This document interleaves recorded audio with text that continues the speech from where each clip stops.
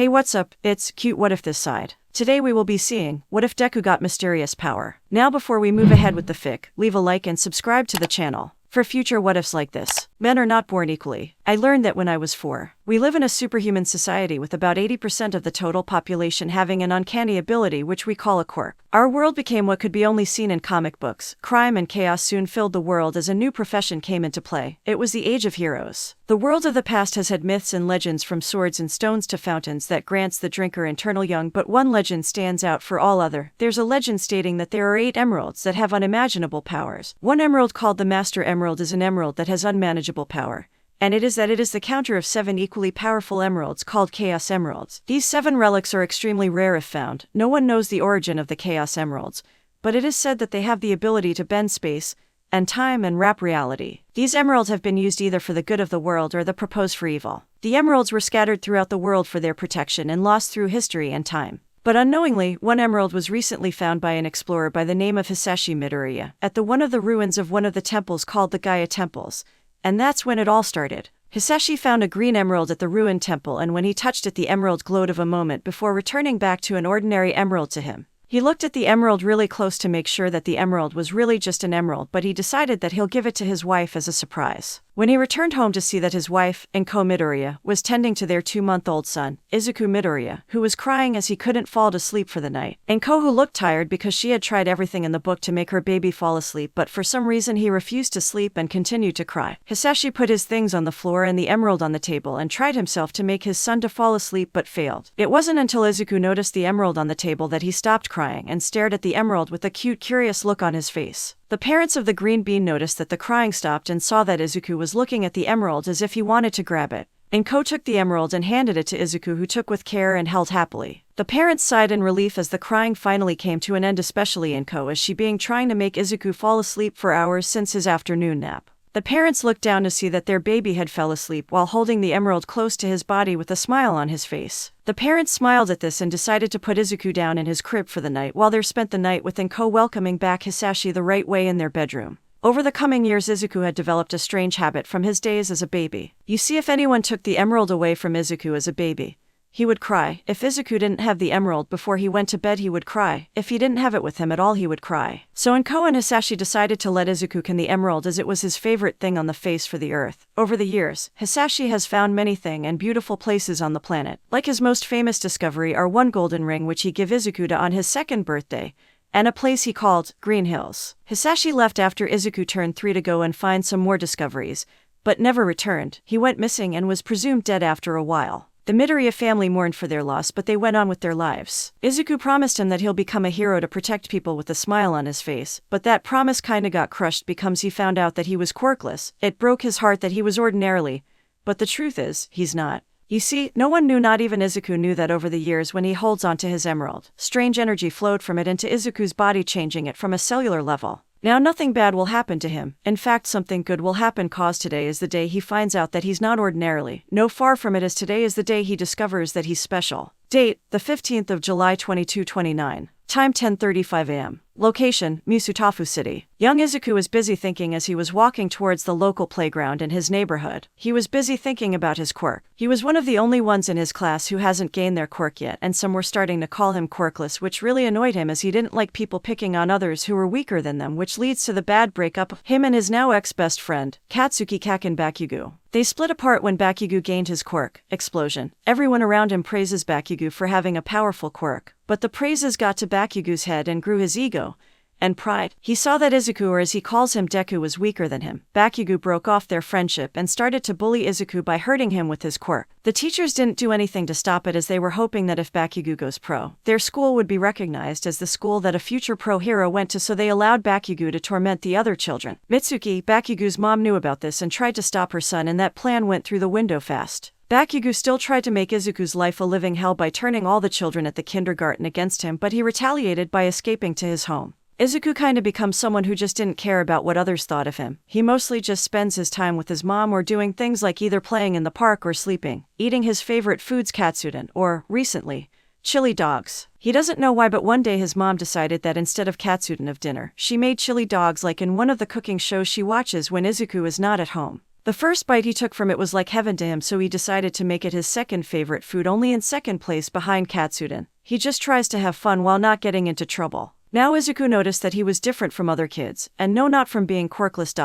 He noticed that he liked things that moved fast. He liked natural scenery and racing. He just liked things fast. Izuku sighs as he continues to walk to the playground to enjoy some peace and quiet while enjoying nature. Ironically enough, his first word was fast. Izuku enters the playground's gate so he could start to enjoy himself there, but he hears someone he really didn't want to see at all, Bakugou and his cronies. He guessed that they were there to play hero and villain, with Bakugou always the hero while the rest were either his sidekicks or the villains. Izuku could hear Bakugou shouting something but couldn't make it out from where he was, so he started to look around to see what was going on, but as he finally spots his target, Izuku starts to get pissed. Why would you ask what pissed him off? Well, he saw that Bakugou was busy laughing his ass off while a girl was on the ground with her holding her cheek, which was red and had some scorch marks on it, while another girl was being held by Bakugou's lackeys. The girl who was trying to shake the two boys off her as she saw Bakugou slowly walk towards the pink-skinned girl with his hands cracking mini explosions. "Hey, leave her alone, she did nothing to you," shouted the girl. "She did something all right. She wouldn't be the villain like I told her to be, but instead she wanted to the hero. No one gets to be the hero but me, cause I'm the next number one," shouted Bakugou angrily as he throws a hand with explosions towards the pink girl. The girl squealed in fear as she saw the sandy-haired boy's hand approaching her in great speeds as she closed her eyes, realizing that she was going to get hurt again. Izuku watched this whole situation unfold, but everything around him started to slow down as he was the only moving around normally. He saw the bird's wing flap slowly, and the cars on the street move at a slow pace. He was confused as to why Bakugou was going so slow as Izuku watched Bakugou's hand trying to reach the girl who was on the ground. Izuku started to hear some lighting sounds near him as he investigates and sees blue lighting hitting the ground near him, and he looks up to the sky to see if there were any dark clouds, but to his surprise, he saw nothing but clear skies and a few planes that were also going in a slow pace. He follows the trail of origin from the lighting and was shocked to see that blue lighting was coming off him. He saw lighting coming off his arms, hands and legs and surging around him and his limbs. Izuku continued to look at himself but was cut short as he heard a slow but familiar explosion noise not too far from him as he now saw that Bakugou was getting closer to that girl. Izuku was panicking as he didn't know what to do until he heard a voice. Insert music. Sonic the Hedgehog asked his world. "Well, whatcha waiting for? HH. As Izuku looks around to see who was talking but saw no one, he was going to ignore that voice, but the voice came back and said, "Go on. Go be the hero you always wanted to be." Izuku started to remember that he wanted to save people and protect his friends and family from evildoers or those who was their quirk to hurt those who can't protect themselves, with a smile on his face like his favorite hero, All Might. As if answering the voice, Izuku prepared to stop Bakugou from hurting someone with his quirk as the blue lighting starting to pick up it and more coming off him. Everything started to move with Bakugou's attack was reaching its target, with said target ready to take the hit, but a green blur came to them, and past them, and the green blur hitting a tree and landing in a bush. This causes Bakugou and his lackeys to stop what they were doing and see what was that blur. The girls were in a similar position as they wanted to see what was that pasted by them. They heard some rustling coming from the bush as they waited to see what was the blur, but were shocked, especially Bakugou and his lackeys, to see a green-haired boy come out of the bush with his hand on his head as he walked around a bit dizzy from the impact and trying to shake his head, trying clear away the webs in his head. That was not how I wanted to get here, but how did I get here so fast when I was at the gate?" asked Izuku to no one in particular as he was trying to figure out how did he get to where they are. Bakugou, getting out of his shocked state, starts to make an explosion in his hand, which from the noise from the explosion causes everyone to break out of their shocked state. Well, if it isn't useless, Deku, you here to come cry as always," said Bakugou with a grin on his face and his lackeys laughing at Izuku, which the girls frowned at that, but Izuku just simply put his arms on his chest and just looked at the bullies with an unimpressed expression on his face. "Well, if you really want to know, I came here to relax and maybe look at the clouds, but I came here to stop a certain explosive egotistic maniac named Bakugou," said Izuku with a grin on his face as he waited for the sandy-haired boy's reaction. Now when Bakugou heard that new name, he roars a mad scream and charges at Izuku with his quirk in full blast. The girls get up and try to stop Bakugou from hurting the green-haired boy, but they were held by Bakugou's lackeys as their hands were held behind their backs. All they could do was watch as Bakugou hit Izuku with his quirk, which led a huge smoke cloud after the hit. "Haha, that's what you get for playing hero, Deku," shouted Bakugou as he waited for the smoke to clear up to see if Deku was on the ground crying as usual. But to his surprise, there was no one where the blast was, only a black smog on the ground. All the kids see a dust trail was there leading from the blast to the swings, and they see Izuku there with him sitting on one of the swings looking at the sky. "Man, are you slow or something? Because it took you long to get there when I'm here. I mean, come on, all I did was walk here and watch you hit nothing. Are you really going to be the next #1 hero when you can't hit lil old me? Asked Izuku with tease in his voice, which led to the kids expect Bakugou to chuckle or giggle a little. Bakugou was trembling in rage as he was getting mad as he was such that his attack landed on its target, but it didn't. He rushes towards Izuku to attack him in a blind rage, but to his and everyone's surprise, none of his strikes landed on Izuku as Izuku looked like a green blur to them. But if you were to slow things down, you can see Izuku dodging and weaving but all Bakugou strikes. Soon the lackeys left the girls and started to help Bakugou out by attacking Izuku by throwing sticks and rocks at him. But as before, Izuku was evading them with ease. The girls were looking at awe at the green-haired boy's amazing dodging ability and speed, while the boys were getting mad as to why Izuku was so fast when he never this fast at anything. In fact, he never showed any sign of have a core weight as this Izuku's quirk in action. In truth, Izuku only saw that the objects and fists coming of miles as everything was moving slow to him. And he was getting bored of this. He saw mud on the floor and had an idea. He ran to the mud and picked some of it up and ran to the fat lackey as he was frozen in place. Izuku puts some on his face and turns him towards the other lackey. Izuku looks at Bakugou and smirks evilly as he runs to him and gives Bakugou an atomic wedge. As he finished his job, Izuku went to the two girls and waited for his masterpiece to take action. The reaction was priceless as everything started to resume to normal speeds as the fat lackeys throw the rock at the finger lackey's face while the fat lackey was covered in mud. Bakugou started to scream in pain as he felt his underwear was pulled and holding things that hasn't be held tightly. All of them were on the ground trying to figure out how did this happen. The girls were in shock as they saw how easily the bullies were defeated by one boy. Izuku turns to the two girls and starts to walk towards them. The girls were on edge thinking that the green-haired boy would hurt them, but were surprised to see the boy hold his hands in front of them with a smile on his face. And asked, "Are you two okay?" asked Izuku as he started to feel drained with the girls nervously looking at him. The girls looked at each other thinking that the boy in front could be trusted. Why, yes, said one of the girls with the other one nodding. This girl was the one who on the floor had skin that was a light shade of pink, and she has rather square eyes. Her sclere was black while her irises were bright yellow, with notably long eyelashes below and around the sides. Her face is framed by short hair, fluffy and unruly, which is a pleasant pink color, slightly darker than that of her skin. She had two thin, pale yellow horns protruding from her head, hooked squarely and leaning diagonally to opposite sides, which are seen to be slightly flexible, able to bend a little to each side. She was playing with her fingers while looking at the ground. And the other girl who was being held was fair-skinned with a perpetual blush on her cheeks. Her eyes were large and round, her irises were a warm brown, with rather thick upper eyelashes, two longer and more prominent ones protruding outwards on either side and fewer, but more individually pronounced lower eyelashes. Shoulder length and about the same color as her eyes. Her hair is bobbed and curved inwards at the ends, two longer clumps taking the same shape on either side of her face, and short bangs that reach roughly a quarter of the way down her forehead. And she had a small blush on her cheeks. Izuku smiled at their shyness. "Good, my name is Izuku Midoriya. What are your names?" "My NN name is Mina Ashido," stuttered the pink-skinned girl now named Mina. "My name is Achako Uraraka," said the brown-haired girl now named Achako Uraraka. "Cool. Hey, are you two new here, right? Cause I've never seen you here before," said Izuku with the girls nodding their heads indicating that was their answer. "Yes, we just moved here with our families here down the street and we met a few days ago and we've been hanging out ever," said Uraraka with Ashido nodding. Izuku goes wide-eyed from the information that, "Really? I live down the street as well. Hey, do you guys want to play Hero and Heroes?" asked Izuku with a huge smile on his face. The girls hesitant at first, but seeing that smile made them feel safe, soon they both smile. Yeah, as three children start to play together, not knowing that their friendship will lead them to great thing and great relationships together. Men are not born equally. I learned that when I was 4. But at 5 I met my best friends in the whole world. I made a promise on that day. I'll use my quirk to protect my friends and family with a smile on my face, and with all the power I have. Intro, cash, reach for the stars. Izuku is running at a fast pace trying to get to school. He turns to the readers and smiles and jets off with a sonic boom going off him as green and blue lighting charges off him, in which causes the lighting to write the title on the screen showing, My Hero Academia, Deku X. Class 1A in their hero costume starts to show with their names while the title flashes in between them. Izuku is walking through the city while it's raining with Uraraka, Ashido and Eri walking beside him looking concerned of him. Izuku is in deep thoughts while he is walking as his notebook starts to appear from number 1 to number 17. Izuku stops and stands there as blue lighting courses off his body while his pupils turning blue. Young Izuku and young Bakugou are facing each other with smiles on their faces before they turn into the present selves in their middle school uniforms. Bakugou looks mad while Izuku looks serious before the camera changes again with them in their UA uniforms, both looking serious.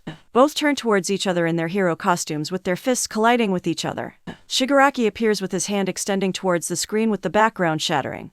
All Might clutches his fist in the air and swings it towards the villains at the USJ as one big black one with its brain exposed and a bird's beak as its mouth charges forward towards All Might as the two engage in a fight with their swings go at a fast pace as Izuku runs toward All Might at top speed with green and blue lighting coming off him as he rolls into a green. Mr. Aizawa and 13 are busy fighting the low-class villains with his capture tape as Aizawa's eyes glowing red and 13's fingers sucking up villains. Izuku in his form starts to have red lines on him as boosts towards the two titans battling while Class want to show off their quirks while they are fighting with 7 different colored lights are going towards Izuku as he reaches the fight. Izuku dashes toward the big villain as he unrolls with his fist ready to smash with All Might's fist flashing over his. Kaminari, Takoyami, Mainta, Jiru, Siro, Aoyama, Shoji, Ajiro, Hagukure, Koda, Sato, Yaoyorozu, Ida, Uraraka, Asui, Ashido, Kirishima, Bakugou and Todoroki. All already battle-ridden are in awe as the 7 lights are revealed to be the legendary Chaos Emeralds. As they circle around Izuku and bright yellow light goes off blinding all in the USJ with Izuku in it. The light fades to reveal with the Namu's fist being caught by someone in the smoke from the shock wave. All Might's in shock to see someone with glowing golden hair, and their suit is also glowing yellow while their shoes were still the same. The glowing person just grins as he punches the Namu sending it flying with great force as the person flies towards the Namu. The person glowing is Izuku with his pupils bright red with his fist CC back with OFA and the mysterious power fueling it before throwing the punch towards the Namu. The class and some for the staff are in front of the school sitting or standing on the grass with Izuku back to his original form all as he twirls a gold ring around his right index finger as he and the others look into the night sky with stars littered all over the sky in awe with a meteor shower goes on. A green emerald lies on the ground next to Izuku as he turns to the readers closes his eyes and smiles. On a busy street, people are busy going their way to either school, work or something important in their lives but one individual is busy trying to get to school as he runs down the busy street. He was wearing a black gakurin with yellow buttons, black pants and red high-top sneakers. He had an oversized yellow backpack and he had green hair with black shadows and blue highlights on his hair.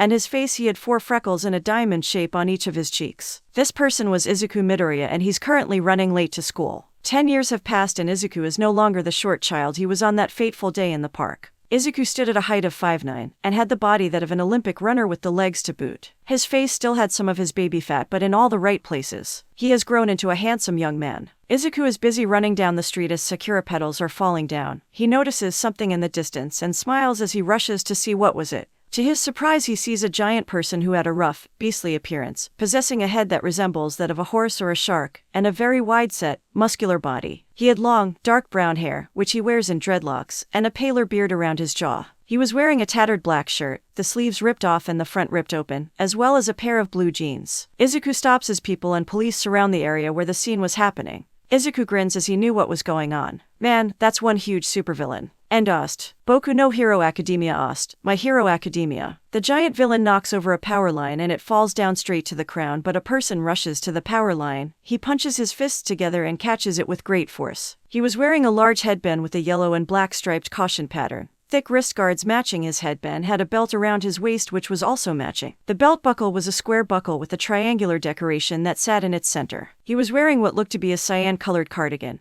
which exposes his lower torso, and the center of his pectorals. It held onto his chest on each side by small metal nuts. His pants are dark blue, a white stripe down each side, and are slightly baggy on him, and his shoes are plain black with a simple design. The crowd sighed and cheered in relief as pro-hero. Death Arms saved them from the power line. Suddenly a stream of water appeared which that formed into a rope of water with do not pass symbols on it. The water barrage was made by the rescue specialist, Backdraft. Backdraft was dressed like a firefighter, sporting a long yellow jacket with high visibility lines running down the center, along his sleeve cuffs, hem, and high collar, as well as a red fireman hat. A thin cannon is strapped to his left shoulder which is attached to the red water tank he wears on his back. He was wearing a white mask with a single orange bead embedded into the center, which could possibly be his eye. He had taps for hands with circular wrist guards just behind their openings, red valves over the top, a pair of similar knee pads on his legs, and yellow sneakers on his feet. As the crowd were watching the scene in front of them, some were commenting on how the criminal was desperate as he used his quirk to go giant after being caught after he stole a handbag.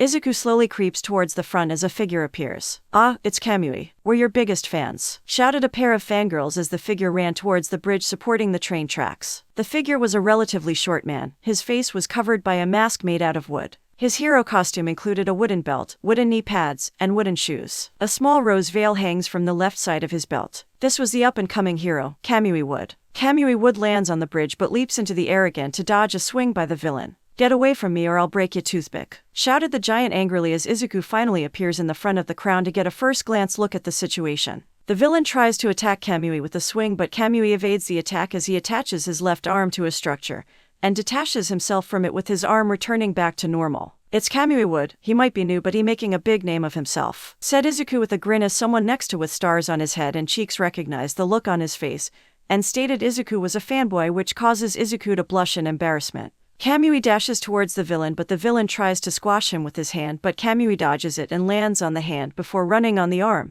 before jumping into the arm with his arm stretching it onto the villain's right wrist, but the villain just waves it off of him as Kamui lands on top of a train car. "Assault, robbery and the illegal use of your quirk during rush hour. You're the incarnation of evil," said Kamui as he leaves his right arm which started to split into branches. Izuku saw this and smirked knowing what that meant. "There it is, his ultimate move, lacquered. Chains prison," shouted and continued Kamui as the move was about to be launched but, Cannon, endost," shouted someone as a large giant and attractive woman.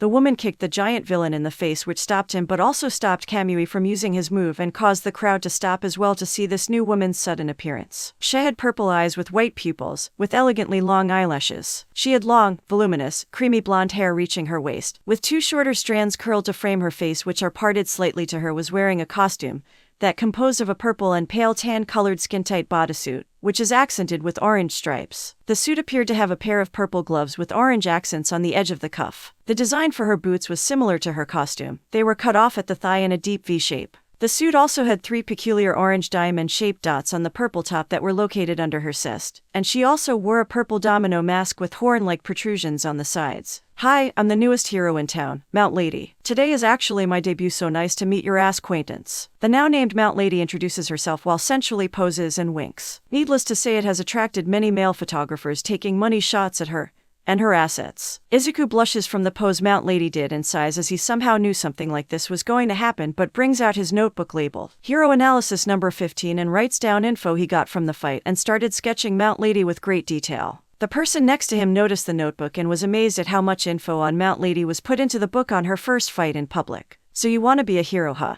That's great. You can do it," said the star-headed man to Izuku. Upon hearing that, Izuku turns around. "Thank you, sir. I'll do my best," he said with a smile, but before he could do any more writing and drawing, his phone started to ring. Curious on who was calling him, Izuku takes the phone out of his pocket and answers it. "Hello, Midori-kun. Where are you?" "At Tadouin Station. There was a villain attack and I had to come and see." "That's a 35-minute walk away from school, you know. How are you going to get to school when you have 10 minutes to get here before the first bell?" "I'll make it, I always do." "Are you and Acha-chan are at the gate?" "Yes, we're here. Why do you ask?" "You'll see in a minute." "What do you mean?" Izuku cut the call as he leaves the area to an alleyway before he stops. He looks around to see if there was anyone nearby. He saw no one near the alley, so he closes his eyes and starts to concentrate as blue lighting started to course around him and some off him. Izuku opens his eyes to reveal that they were still his emerald pupils, but they had a hint of blue in them. He gets into a stance where his arms were slightly on his left side before he speeds off, leaving a sonic boom afterwards. Sonic Generations Ost, Rooftop Run. Izuku starts to run by people, cars and other objects as he speeds toward his school. As to the people, he is only a green blur as he speeds past them. Izuku sees a traffic jam in front of him and starts to panic because he couldn't see a big opening to run through and couldn't see a way out, but he saw a truck which has a small gap between the ground, tires and trailer. He smirks as he goes faster toward the truck. At the last second and in slow motion he slides under it while a green trail was behind him. He looks around and sees that the world was still. He continues to slide until he is out of the truck and gets back up and runs again at a fast pace. Location, Aldera Junior High front gate. 30 seconds later after Izuku hung up. 2 girls wearing a black sailor fuku with a black blouse with attached a sailor-style collar, a red necktie and a black pleated skirt, with one was wearing black tights, and the other was wearing black high-knee shoes. One had auburn-colored hair and pupils with blushes on her cheeks, while the other one had 2 horns on her head and had pink skin with pink messy hair. The 2 were wearing sneakers, one being pink with pink lines on the side, while the other one's shoes with white with the soles of the shoes were pink. The 2 were wait for their best friend who was currently running late. Where's that knucklehead? Of all the times for him to be late, it had to be on the last day of school before summer vacation starts, said Pink Skin, one of the girls, as she puffs her cheeks and waves her arms up and down expressing her mood, while the other girl patted the moody girl's back trying to calm her down. Calm down, Mina-chan. I think Deku-kun is running late because something had to happen while he was walking, said the other girl as a strong breeze passed by them, causing them to hold their skirts and close their eyes from getting dirt in it. That's it, I'm calling him right now to see if he's anywhere near the school, said the girl as she takes out her phone to phone her friend, but before she could do it she heard said something in a voice she knew all too well. Now why you do that when I'm already here, Mina-chan? The two turned to see Izuku standing behind them with a smirk. The two girls looked at the boy in shock at the fact he arrived in time in under 30 seconds. And the two got over their shock and rushed the green, blue-haired teen and punched him in the head. Yibaka, you not only made us wait for nothing and you used your quirk in public again without permission again, shouted the girls as they continued to punch Izuku in the head, and Izuku rubbed his head while sheepishly chuckling. Well, how was I going to get here on time if I didn't use my quirk? Asked Izuku, causing the two to stop hitting him and thought about it. Okay, good point, but next time don't do it, mister, or you have to deal with us, said Mina, smiling with a dark aura, with Ochako also smiling, nodding her head with the same dark aura, causing Izuku to nod quickly as he didn't want to mess with them when they were mad. Good, now let's get going, shouted Mina as she grabs Izuku's arm and drags him to their homeroom class with Ochako right behind them. The trio soon reach their class with some minutes to spare, and they soon sit in their respective seats with Izuku in between the two girls. The students were busy chatting to each other, but for the trio, they were busy thinking their plans for the break. Mina was thinking for inviting Izuku, Ochako and their parents to a dance invitation with Izuku and her break dancing together. You see, in their younger days, Mina and Ochako discovered that Izuku was more flexible than most guys their age should be, even more flexible than Mina, so Mina suggested that Izuku take up dancing.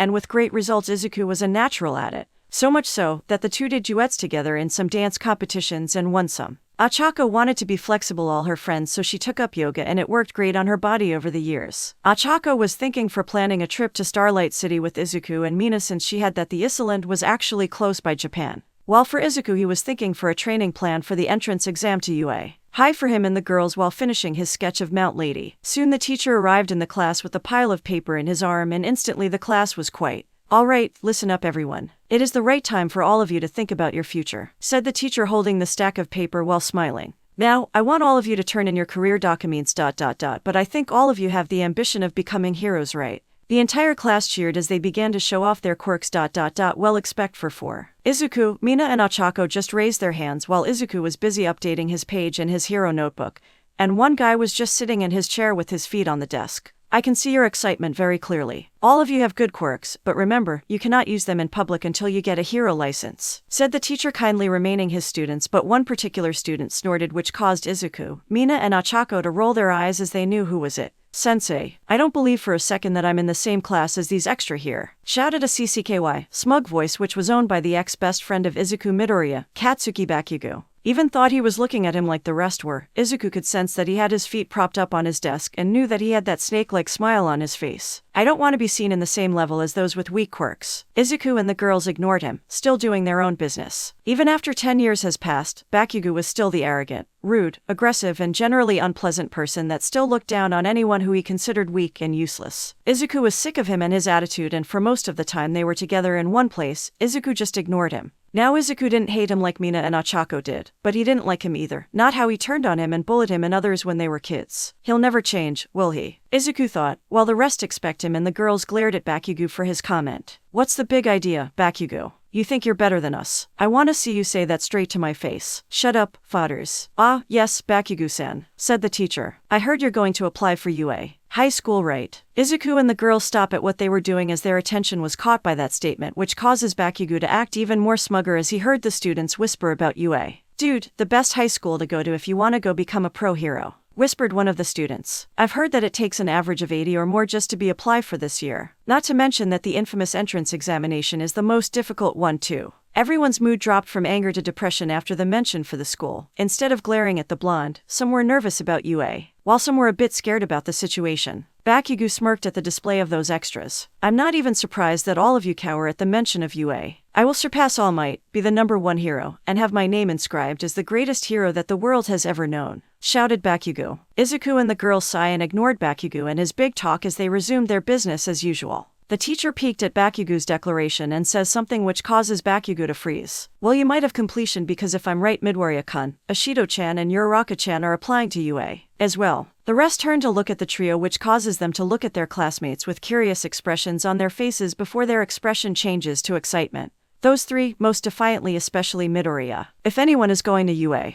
it's those three. Man, Midoriya is strong, nice and a good leader too. Unlike Bakugou, Izuku, Mina and Ochako have earned the respect for their peers in their class and thought out their school, thanks to their willingness to help others who ask of help. Izuku has been the school's golden child for the time he's been there, for his intelligence and his drive to help those in need, and as well to encourage them to keep pushing forward to become better than they were and just being himself. Obviously, this was not liked by a certain someone. Hey, Deku, you nerd. Bakugou jumped from his desk straight towards Izuku. Izuku saw this and knew that Bakugou had the intention to blow him up with his quirk. So with his quick reflexes, Izuku kicked the desk into the air and turned it with his hands to make it face Bakugou. Said explosion boy saw this and was surprised from the action.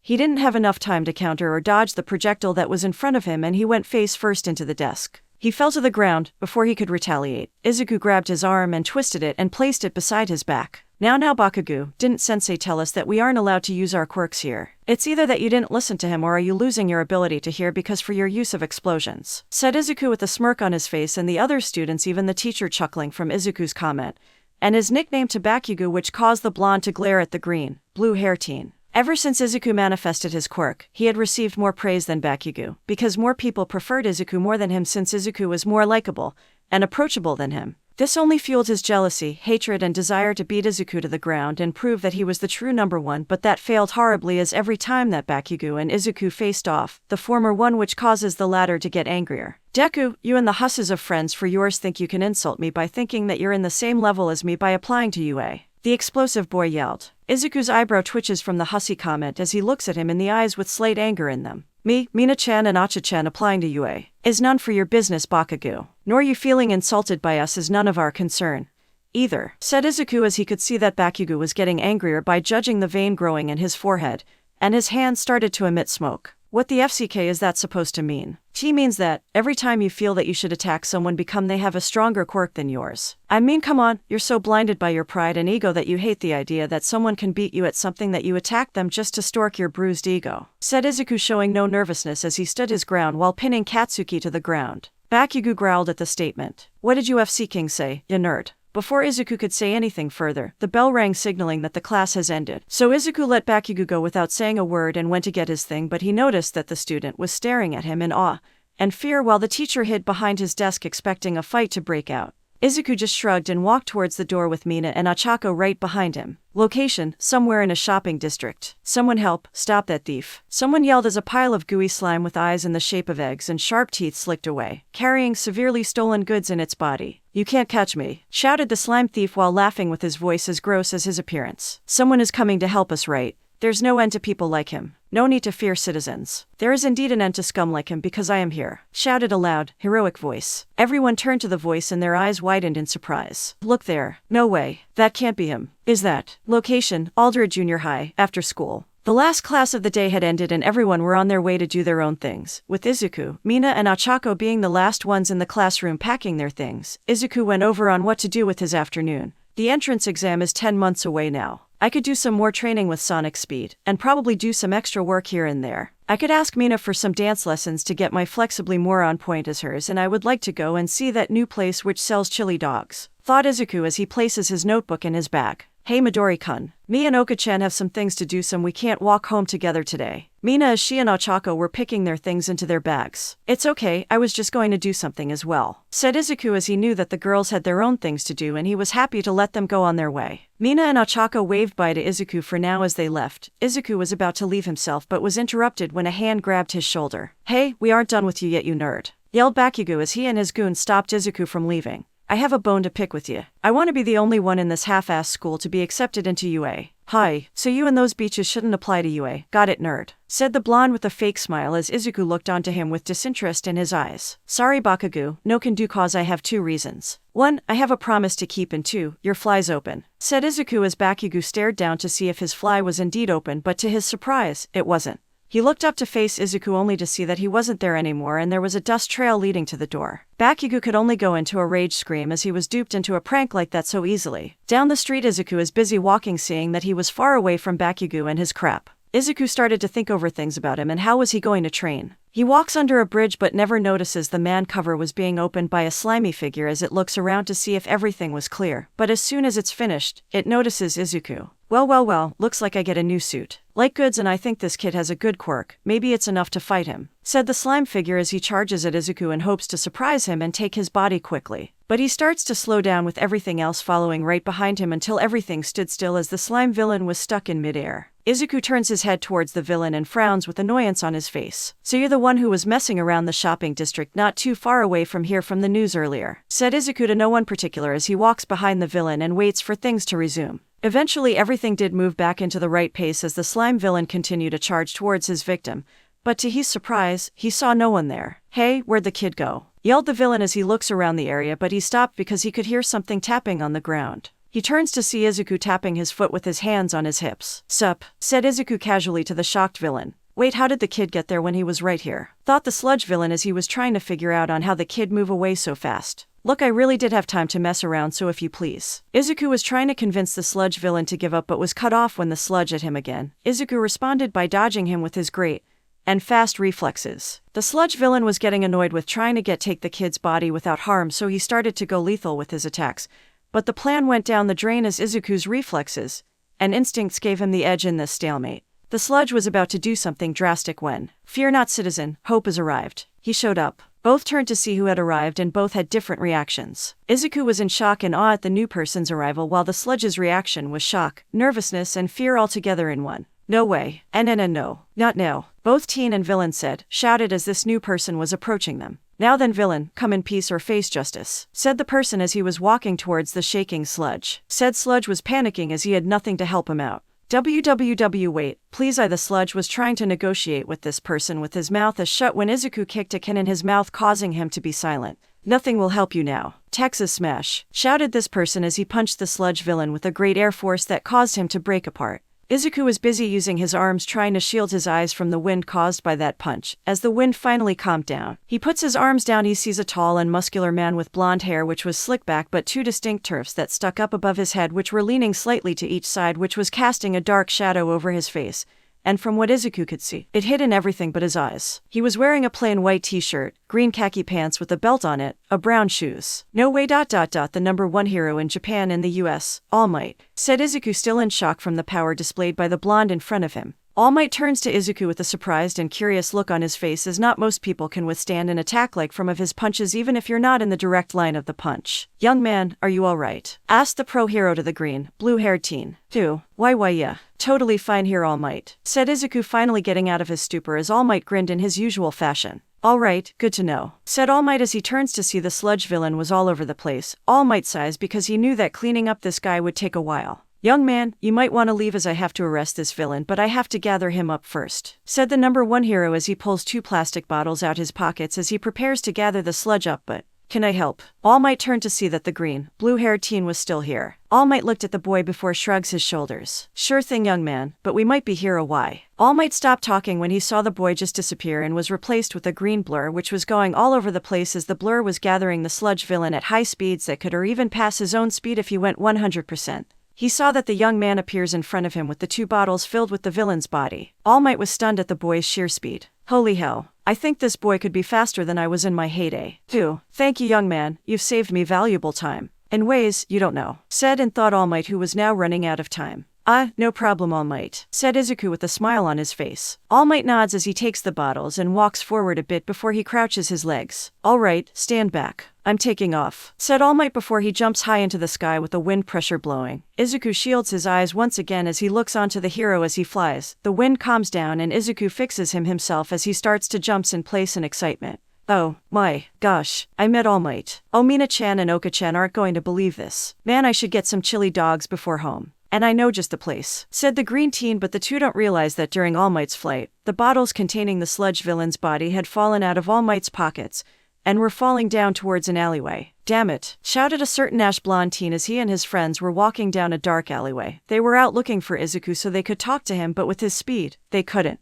"I swear, when I find that nerd, I'll burn him all the way to hell," yelled Bakugou as he kicks a few cans out of his way. "Dude, you do realize that Midoriya has had your number since you were kids, right? I mean, you haven't won a single match against him ever since he got his quirk," said one of his friend as he thought that this was a waste of time and energy as he liked Izuku. "I know, right? The guy is unstoppable." "Bakugou, I think we should," the other friend was trying to say but was cut off as Bakugou used his quirk and tried to blow him up. I will not let the damn nerd beat me, shouted Bakugou in a rage. Mina and Okako were walking back to the apartment complex that the three families were living in over the years with bags in their hands. You think Izu-kun will like what we have? Asked Mina to her friend. If we know Deku-kun as well as we know him, he'll love it, said Okako with a grin as the two girls were walking but stopped at an alleyway as they heard an explosion and someone shouting, I will not let the damn nerd beat me. The two girls turned to see Bakugou and his lackeys were in the alleyway and Bakugou had smoke coming off his hand. Bakugou turned to see the girls and they were standing still as they were looking at each other. Bakugou breaks out of his position as he faces the girls with a wicked grin on his face. Well,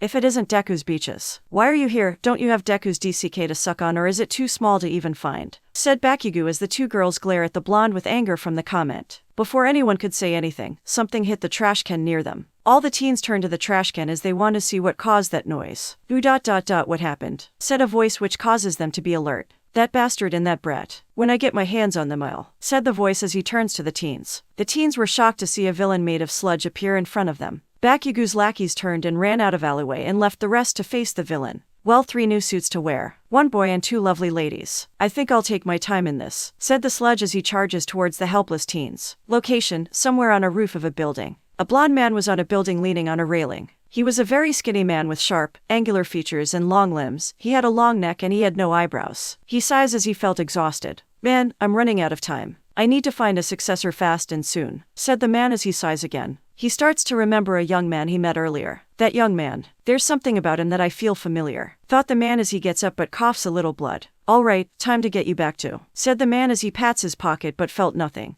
He looks at his pocket to see that the bottles are not there. Oh no, thought the man as he hears an explosion in the distance. He turns and sees a huge smoke cloud coming from the same shopping district he was in earlier, and sees fires. He turns and running to the door hoping that he could stop something bad from happening. With Izuku. Izuku was walking down a road with a chili dog in hand as he eats it happily while looking at his phone. Man, what a day, said Izuku as he takes a bite for his chili dog. He was about to phone the girls when he heard an explosion. He turned to see a crowd was gathering near the district. He looks into the crowd and is shocked at what he sees. So shocked that he drops his chili dog and watches with wide eyes. The sludge dude he faced earlier on was back and causing havoc, but that's not what made him shocked. No, the thing that made him shocked was Mina-chan, OCHA-chan, Bakugou. That's right. The sludge villain had the 3 students as hostages and was using their quirks for his own amusement. He was using Bakugou's quirk to cause explosions which caused some fires to start. He was using Mina's quirk to not only melt things but also to add fuel to the inferno, while he was using Achako's quirk to make some rocks float around them to make either a wall of defense or the use it as an attack. Some people turned away from the scene as it was too much of them. One person in the crowd had his head as he arrived and saw what happened. No. What have I done? I'm out of time and that's nothing I can do, thought this strange man as he watches on. Should the hero stop this? Didn't All Might chase this guy? You think All Might lost? Those poor girls. That kid.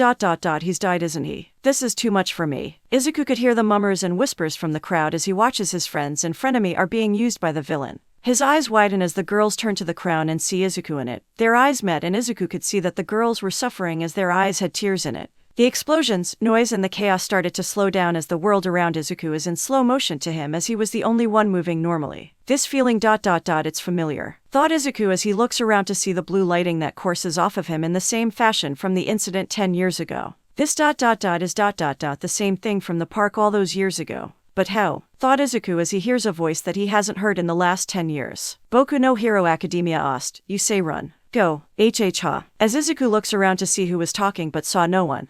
He was going to ignore that voice but the voice came back and said, Go be the hero you are. Go and save them. Izuku starts to become serious as he positions himself in a running starts while the blue lighting starts to pick up as they were sparking off him, and jumping towards objects and some coming off the sky. The blue highlights in his hair start to glowing as his pupils turn completely blue. The world around him returned to normal speed as the sludge villain lets another explosion off using Bakugou's quirk. Man, I love these quirks. Maybe now I can beat him. And the villain stops speaking as he sees a bright blue light in the crowd. The crowd themselves notice a bright light behind them and they turn to see that the bright light was actually a teenage boy with green hair with glowing blue highlights and glowing blue pupils. He was glaring at the villain as his was in his position. The villain looks at the boy and remembers that he was the same kid from earlier. You brat, come here and let's see if you're fast enough to beat me like this, shouted the villain in a rage. Izuku doesn't speak as he was thinking on how could he get his frenemy out of there until he gets an idea and smirks. You asked for it, said Izuku as he sets off, causing a sonic boom and a small crater behind him which causes the crowd and pro heroes to shield their eyes. He runs at light speed, which to the villain he could see where was he until he appeared right in front of him. The villain was stunned by the sudden appearance, and seeing that the villain was distracted, Izuku grabs Mina and Ochako and pulls them out of the villain clutches and runs back to the crowd, dropping the girls. Wow, what did you do? Shouted, demeaned the villain, who along with the crowd was shocked to see that this boy saved 2 of the hostages in less than a few seconds. Mina and Ochako watch Izuku turn and glare the villain with his piercing blue eyes. He then runs towards the villain, said Sludge, trying to stop and possibly hurt Izuku by sending multiple explosions with Bakugou's quirk towards his way. The multiple explosions cause a huge smoke cloud that the crowd and the villain can't see through. Ha, that's what you get by playing hero, said the villain, thinking that his plan worked and so about to use Bakugou's quirk again. But when he tries to fire it, nothing, he tries again. Nothing again, and notices that the crowd wasn't looking at him. He turns to the direction for what the crowd was looking and was in shock. He saw Izuku holding a panting Bakugou. How did he dodge the attack and rescue that kid at the same time? Thought the villain as he was trying to think for a way to escape, but he was interrupted by Izuku when reappeared in front of him. You think by going into people's bodies and forcing them to do your own things makes you powerful, and oh, it does, said Izuku as he starts to run around the villain. What makes a person's quirk isn't fame. He speeds up as he starts to make a tornado. Not money. He speeds up, which makes the tornado pick up as people start to grab something solid. Not popularity. The tornado really starts to pick up as it starts to have Izuku's blue lighting and it picks the villain off the ground. No, it's the way they use their power. The way they use their power to protect people. He runs out the tornado, which causes it to stop as the villain was in the middle of it. The sludge starts to fall as Izuku was think of a way to stop him once and of all. Suddenly, he gets a vision of a move in his head. Someone who was blue and using this move multiple times. He looks at the villain and he rolls himself into it and starts to revive himself, which sounds like a buzzsaw. I will use my powers to protect my friends and loved ones with a smile on my face. Just like my hero, All Might. He sets off while rolling at top speeds towards the falling villain. Spin dash, shouted Izuku as the connected onto the villain's body, which due to the speed and impact of such a strong move caused the villain's body to splatter all over the street. The force of impact causes a lot of air and wind to pick up, and some of the crowd had to hold something to keep balance. As the wind died down, they could see Izuku as his power was deactivating as the lighting coursing off him started to stop and his blue highlight stopped glowing with his fist in the air, just standing until drip, drip, drip, rain. Rain started to fall from the sky. Rain, but how? That kid, his attack somehow changed the weather itself. Some in the crowd were trying to figure out on how did the weather change. In truth, the force of the tornado and the force of the attack caused a change in weather in which rain started to pour down.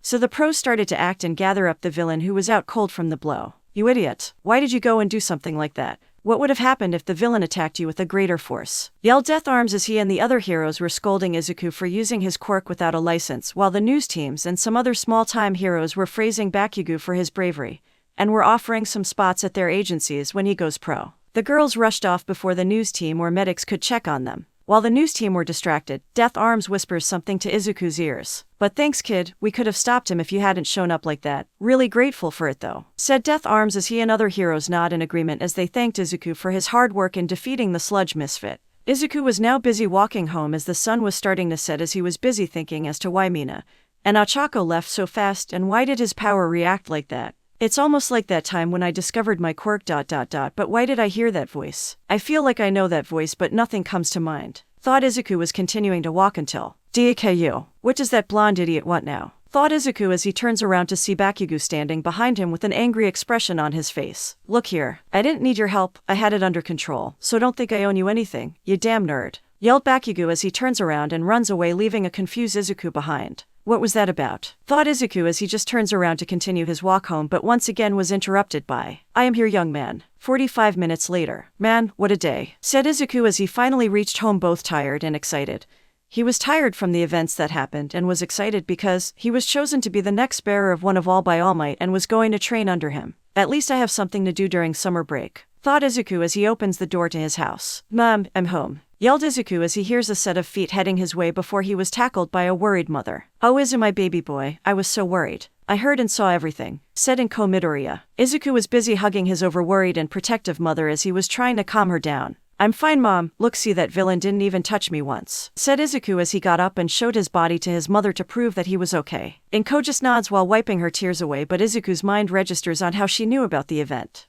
Mom, how did you find out about the villain attack? Izuku asked as he was wondering on how did she find out. Well, I saw some of the event on the news saying that a villain was defeated by a teenage boy with green-haired and blue highlights in his hair with a speed like quirk, so I figured that it was you. Also, they told me, said Inko as two more set of feet were heard running towards Izuku as he was once again tackled to the ground by two people. He looked down to see Mina and Ochako were hugging with tears in their eyes. Mina was wearing her shorts and one of Izuku's t-shirt, while Ochako was also wearing shorts and was wearing one Izuku's All Might hoodies. The two girls were crying in Izuku's shoulders as he figured out that the villain attack must have traumatizing for them, so he wrapped his arms around them and held them tightly as they continued to cry. A few minutes later and the two finally calmed down to speak. Deku-kun, I want to thank you. If you hadn't shown up like you did, then we would have, Ochako said before she started to cry, with Mina not far behind as Inko tries to calm the girls down while Izuku's hair cover his eyes. He gets up and hugs Ochako, which causes her to stop crying. I'm sorry that I wasn't fast enough to get to you sooner. You too, Mina. You two are one of the most important people in my life, and I'll always be there to save you. I'll always protect you, said Izuku as he hugs the girls. Ochako was beet red while Mina had a brush of dark pink on her cheeks from how bold Izuku was, but they smiled at the thought that Izuku will always be that and returned the hug. Inko smiled at the scene and silently took some photos to show Mina's and Ochako's parents later, and was happy that Izuku took after her and Hisashi. You would be proud to see how Izuku has become, Hisashi, thought Inko with a tear falling from her eye. The three separated and got up. Thanks, Midori-kun, we needed that, said Mina while wiping the last of her tears. Anytime. So what brings you two to Casa da Midoriya? Said Izuku, wondering as to why Mina and Ochako were at his place. Well, remember when I told you that me and Acha-chan had things to do and why we couldn't walk with you, said Mina as Izuku nods as he did remember that earlier. Well, we sort of lied to you, we did have things to buy, but it was a surprise, said Mina as Inko and Ochako grabbed Izuku's arms and dragged him to the kitchen to see a huge pile of chili dogs, yelled Izuku as one of his favorite dishes was prepared by the ladies in the house. Yep, we made them ourselves. We asked Mrs. Midoriya if we could surprise you with it, so that's why we left you earlier at school. And that's why we left earlier after the attack, so we could make it of you, said Ochako with Mina and Inko nodding their head in agreement. Izuku simple smiles at how the girls and his mom went through the trouble to make something like this. Thanks, you guys. I really like this, said Izuku as he starts to tear up from the gift as the girls just smile. No worries, dear. Now why don't you go and get changed while me and the girls get the plates ready, said Inko with the girls nodding their heads. Okay, Mom, I'll be back in a second, said Izuku as he left the kitchen and retired to his room to get changed. Man, best day ever, said Izuku to himself as he starts to undress, but yeah, tell me about it. Izuku stops undressing and looks around to see if anyone was in his room, but he saw nothing. No one's here. Maybe it was my head messing with me, thought Izuku. Resumes to undressing, but nope, not your head messing with you. Izuku turns around and starts to look around to see who is speaking to him, but once again no one. Izuku was about to ignore the voice and state that maybe he was tired or going nuts until, you know, it's rude to ignore someone when they're talking to you, said the voice as Izuku gave up and looked around once again and looked up and was shocked. He saw a slim anthropomorphic hedgehog with blue fur that covered most of its body, and peach skin on its arms, muzzle and front torso. He had green eyes like Izuku's and was taller than most hedgehogs Izuku has seen, but it was still shorter than him. It had 6 long quills on the back of its head and 2 spines protruding from its back behind the shoulders and had a short tail. It was wearing red sneakers with white cuffs around the ankles, gray soles and white straps across the top part of the sneakers. The last thing that looked like held everything down was a golden buckle on each foot. It also wore a pair of white gloves with sock-like cuffs on its hands. It had a bluish glow around its body and was floating above Izuku's head and was transparent. Sup, said the transparent hedgehog casually as Izuku looked on. Izuku stared at the hedgehog for a good few minutes until he did what everyone would do. Scream. Ahhh. Scream. Izuku was standing in his bedroom after a long day and was ready to chew down on some chili dogs made by his best friends and mother, but his plan was halted by a floating ghost in the form of a tall blue hedgehog, and the only thing that Izuku. Ahhh. Scream. Izuku, dear, are you alright? He heard his mom call him through the door and saw that the doorknob was moving slightly. Izuku quickly went to the door and pushed it, trying to stop whoever was trying to open the door. Yeah, Mom, I'm fine. I was just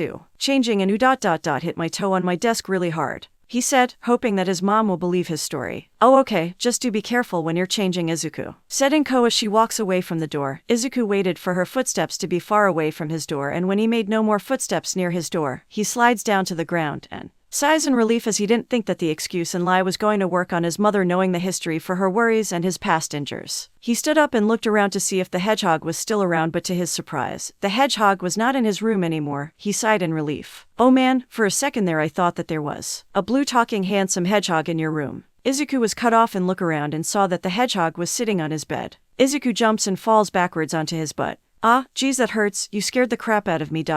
Wait a minute. Who are you? Izuku yelled as the hedgehog started to float off the bed and into the air. Huh? You've never heard a blue hedgehog? No, really? Yes, I haven't, despite the fact we have quirks, Izuku said as the hedgehog looked confused at him. Quirks? What are those? Izuku looked at the hedgehog in confusion. You don't know what quirks are? Izuku asked as quirks are well known. Nope, never heard for those quirks. What are they? The hedgehog asked. Well, they're this ability we have that allows us to do things that could been found in comic books. About 80% of the Earth's total population has a quirk, either be an emitter, mutant, or a transformation quirk. We really don't know what is the real cause of quirks, but they're now a part of everyday life, Izuku explained. So basically you have superpowers, the hedgehog said. Pretty much. How do you not know quirks are? Izuku asked the hedgehog. We never had any quirks back when I was alive. You're dead. Yup, totally dead, died as an old hedgehog. Just how old are you and why can I see you? Izuku asked as the hedgehog. Don't remember, last thing I remember was nothing. I have not memory of my life, the hedgehog said. Oh, I'm so sorry if I made you feel sad,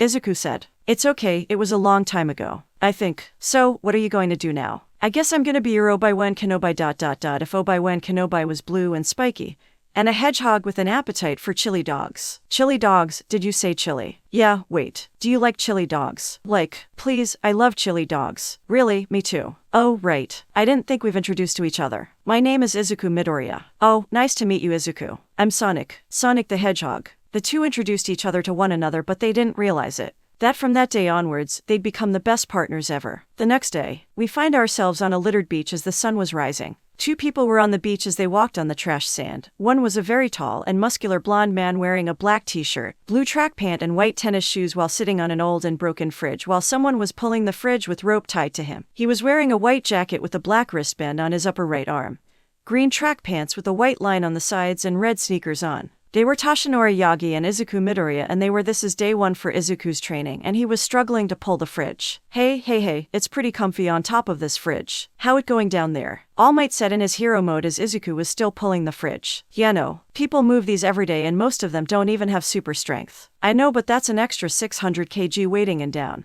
Izuku said. Nah, I've lost weight nowadays. I'm mostly down at 540 these days.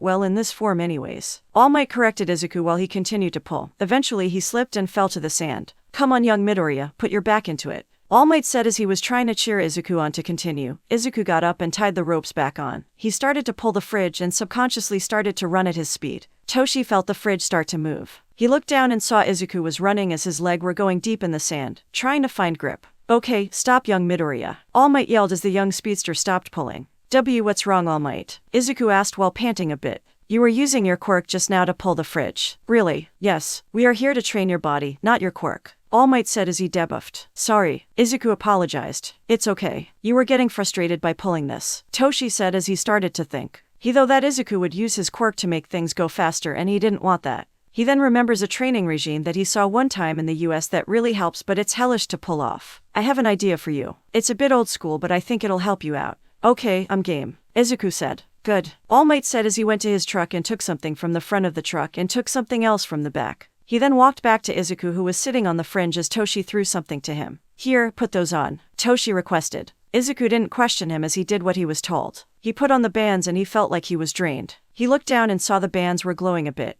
Ooh, what are these? Izuku asked, seeing the bands glow. They're quirk, power cancelers and weights. We heroes use them on villains when they're rowdy about using their quirk to escape. When they use their quirk, the bands activates and cancels their quirk while using their quirk to make the weights heavier. The more they try to use their power, the heavier the bands become, Toshi said as Izuku looked at him in disbelief. What? Do I have them on? Izuku asked. So you don't use your quirk during your training. This training is for your body. This is to help your body handle OFA better, Toshi said as he walks to a heap of trash. Izuku looked at the bands and, okay, I can do this, Izuku said, filled with determination. Good, All Might said as he then pushed something down and a bunch of trash fell to the ground and landed in front of Izuku. Toshi then took a hammer and handed it to Izuku. Here, start working on your arms by hammering the trash down to smaller pieces, Toshi said. Izuku looked at the trash and then to the hammer before he took it and started to hammer the trash down. Again, All Might said as Izuku hammered down to the trash again. Harder, Toshi said as Izuku again hammered down. Harder, Toshi said as he starts to back away while Izuku was hammering down.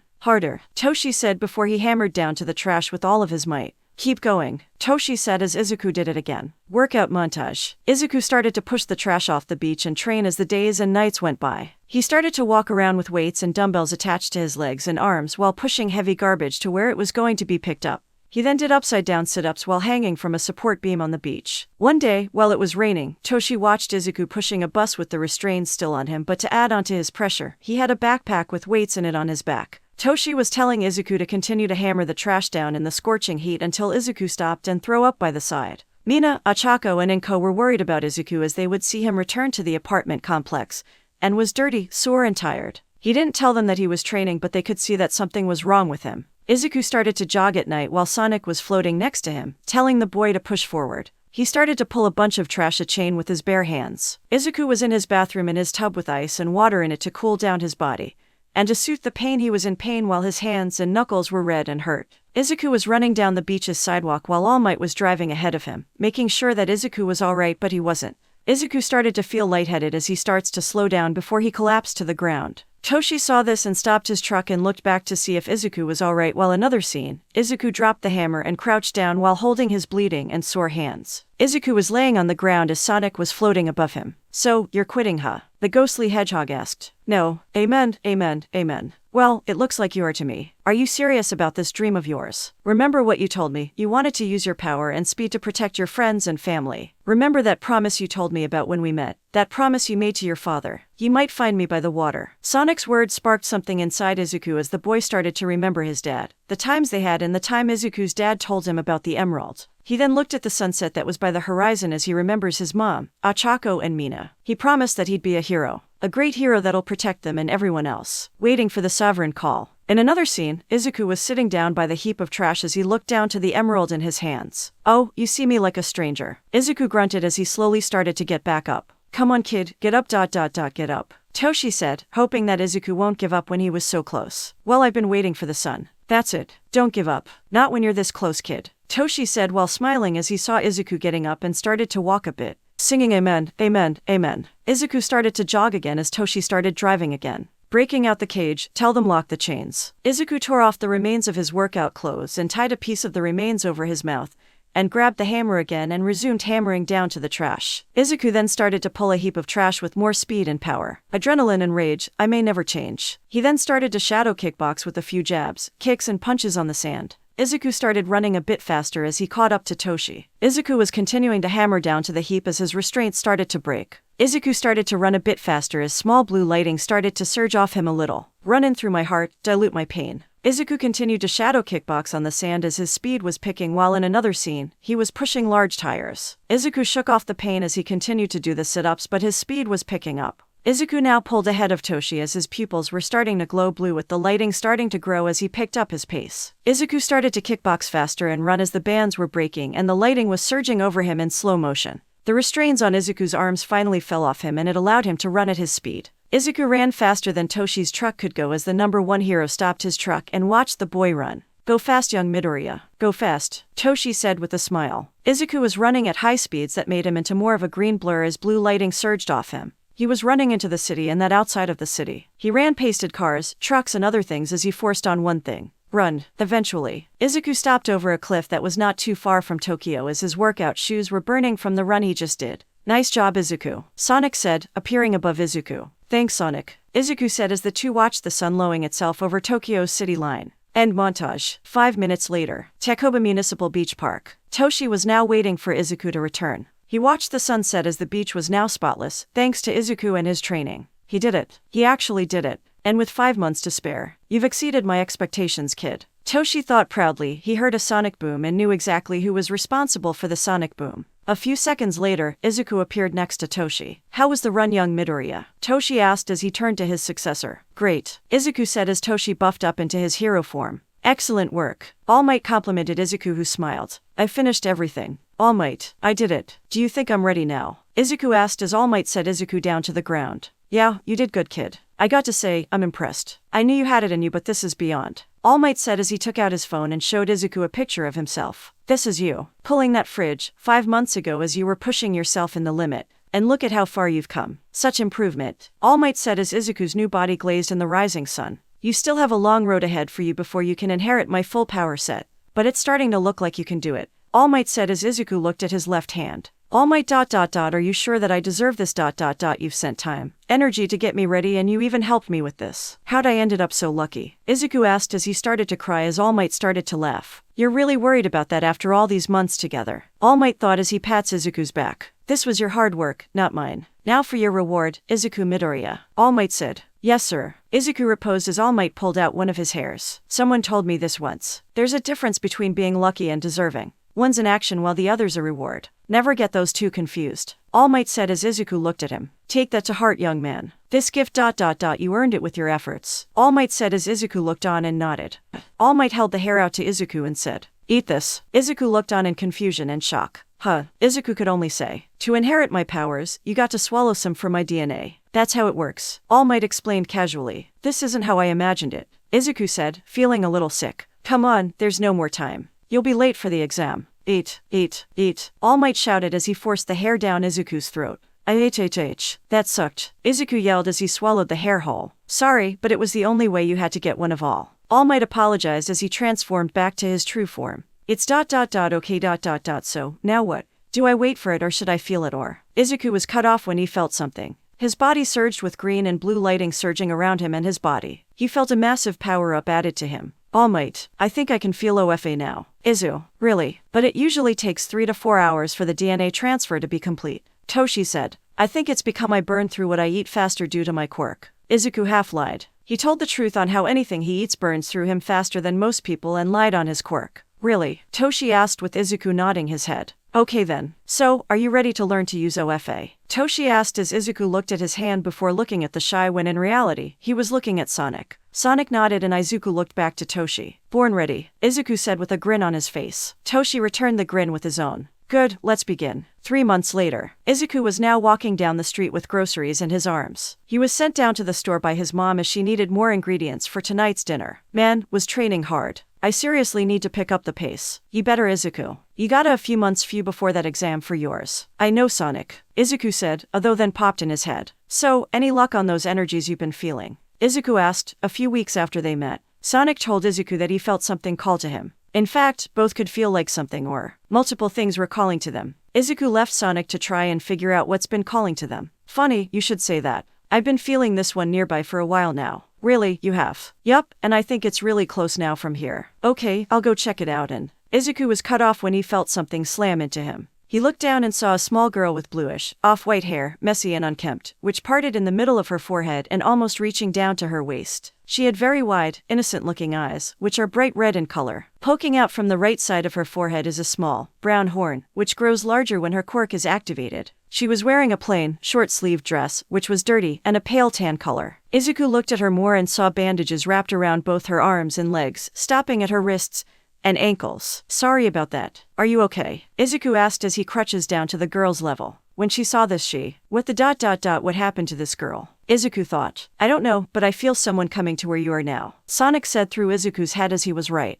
Dori, where are you? You know that you should. The girl heard this and suddenly rushed and held Izuku in a tight grip as she started to shake. Please, don't let them take me back there. It's too scary. The girl said while her voice was breaking, with fear. Something's not right here. Why she is terrified by that voice and why does she have bandages on her? Izuku thought. I don't know but we need to think of something fast. If we don't, you'll be in trouble. But what? Izuku thought as the two started thinking until Sonic got an idea. I might have an idea. A man who was wearing a white two-piece suit with his bangs covering the front of his eyes came out of the alley where the girl and Izuku collided with each other, but he saw no one there except a dust trail. He looked down and saw a bit of bandage wrapping, a used one. He knew who it was on. Oh crap, I'm in big trouble, the man said while gulping. He knew he was now a dead man walking. His boss was not going to like this at all when he told about this. Back at Casa da Midoriya, Inko was preparing dinner for her, Izuku and their guests. Mina and Ochako were sitting. You know, for a guy who can run across Japan in a span of 5 seconds if he goes full speed, he sure is running late, Mina said, seeing that Izuku was running late. Oh come on Mina-chan. You know Izuku, he's probably delaying himself on purpose. Remember last time, when he came late from his secret thing when we were waiting of him of game night and he shows up, eating a chili dog.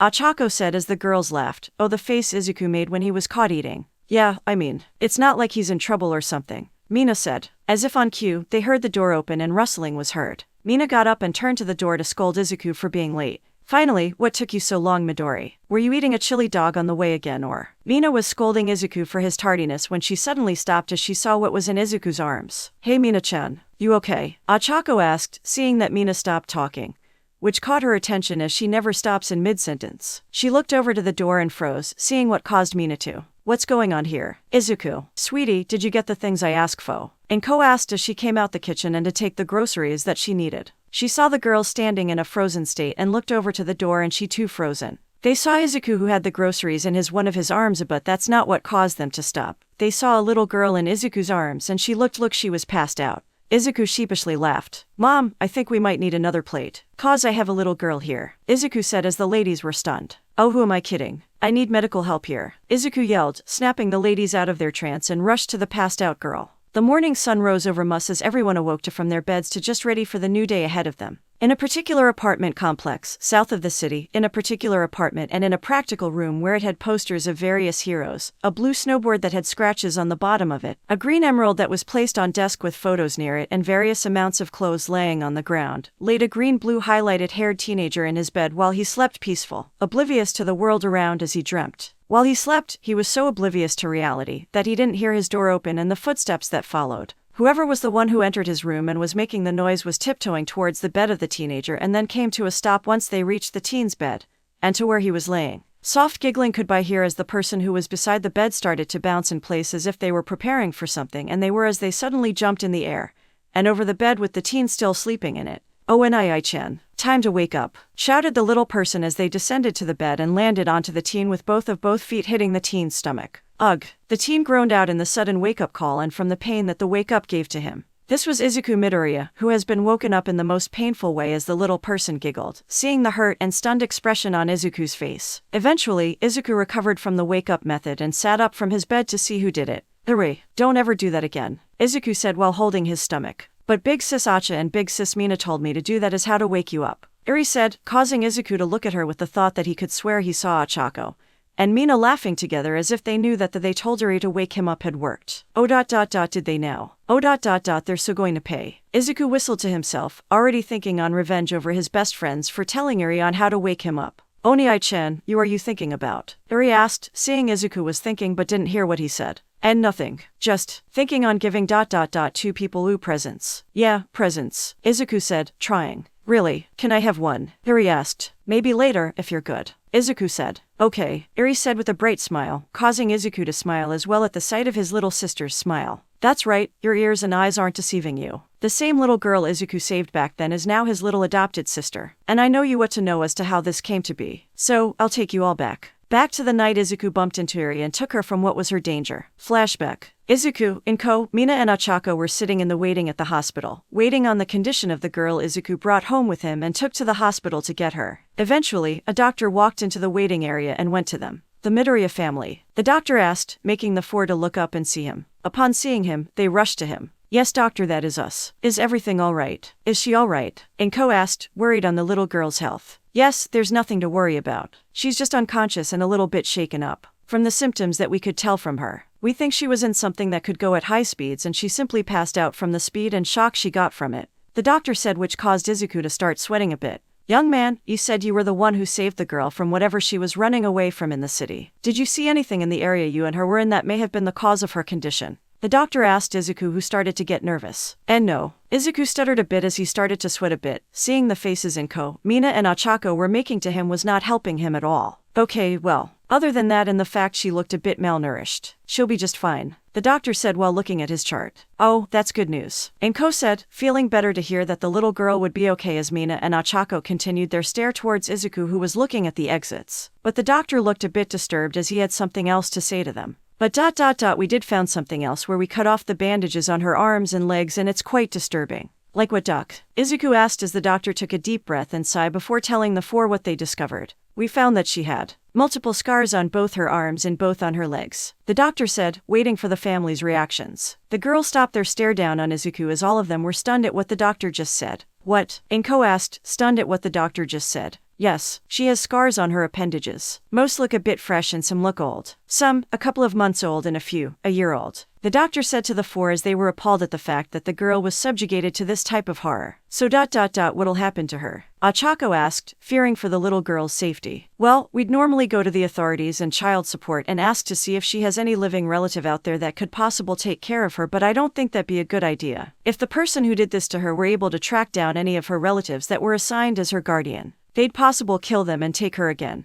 The doctor said, "Let us take her," Izuku said, causing everyone there to look at him. "Excuse me, young man," the doctor asked. "Let us take care of her. You said it yourself, the people who did this to her would try anything to take her back to the hellhole she escaped from when she bumped into me. I saw how scared she was when a voice called out to her. You should have seen what state she was in when we bumped into each other. She was shaking in fear and begged me to not let them take her back. I don't want to see her like that again. Please let us take her as one of us. Let us be her family," Izuku begged. "I don't know," Inko said, but the look Izuku had was enough to tell her everything. "Please, Mom. Please do this, not for me, but for her," Izuku pleaded as Inko looked at him. She sighs because she knew that her son wasn't going to give up on this since he inherited his father's stubbornness. "Oh, really? I guess we can adopt her," Inko said, making Izuku shocked at what she said. "Really? Yup. I guess it'd never hurt to have one more Midoriya with us. Plus, I've always wanted a daughter," Inko said before Izuku went and gave her a massive hug. "You're the best, Mom." "Thank you," Izuku said, smiling that his mom agreed into taking care of the girl. Inko smiled and returned the hug.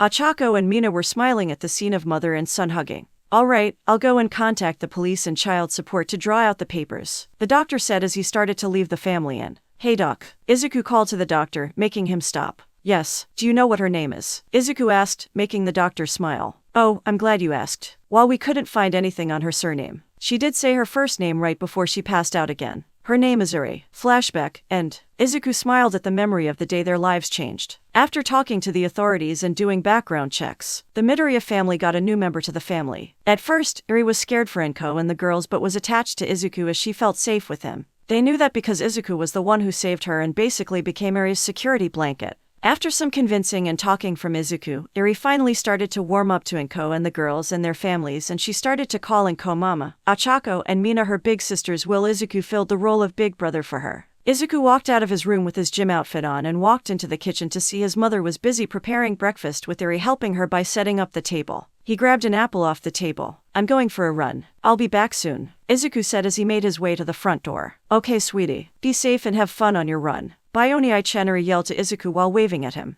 "Bye," Izuku yelled right before he closed the door and made his way to his stomping grounds, Takoba Municipal Beach Park. Izuku was now on the restored beach as he was wearing his gym outfit and was stretching his legs. He was on the north side of beach, which is about 15 kilometers long and takes an average person who doesn't have a speed-related quirk to run from the north side to the south side roughly an hour and 15 minutes. Luckily for him, Izuku wasn't an average person. "Ready, partner?" Izuku asked his ghost hedgehog friend who appeared in front of him and grinned. "Born ready," Sonic said as Izuku stretched a bit more before he got into his running position. Insert music, Sonic Colors, Tropical Resort. Izuku blasted off, leaving a trail of sand behind him. Izuku was running at a fast pace, which to most would think it was very quick, but to him, it was just a simple warm-up. "It's been 3 weeks since I got one for all from All Might, and so far he and Sonic told me I can handle at least 10% of the power without my bones breaking, and about 20% for about a few minutes before I start to feel pain to my body. I just wonder if I added to my speed, what would happen?" He continued to run down the shoreline as he enjoyed the warm sunlight that was rising and the salty sea breeze. He felt at peace with everything around him as he ran down the sandy shore. Nothing could break this peace. Unfortunately, the universe had other ideas for him. "Hey, T-Pup, come back here." Izuku opened his eyes and turned to see a girl and a boy running after a robotic dog that had a red handbag in its mouth. Seeing that the two were not going to catch up with the dog at all, Izuku turned and ran to it and picked it up from the ground before skidding to a stop across the sand.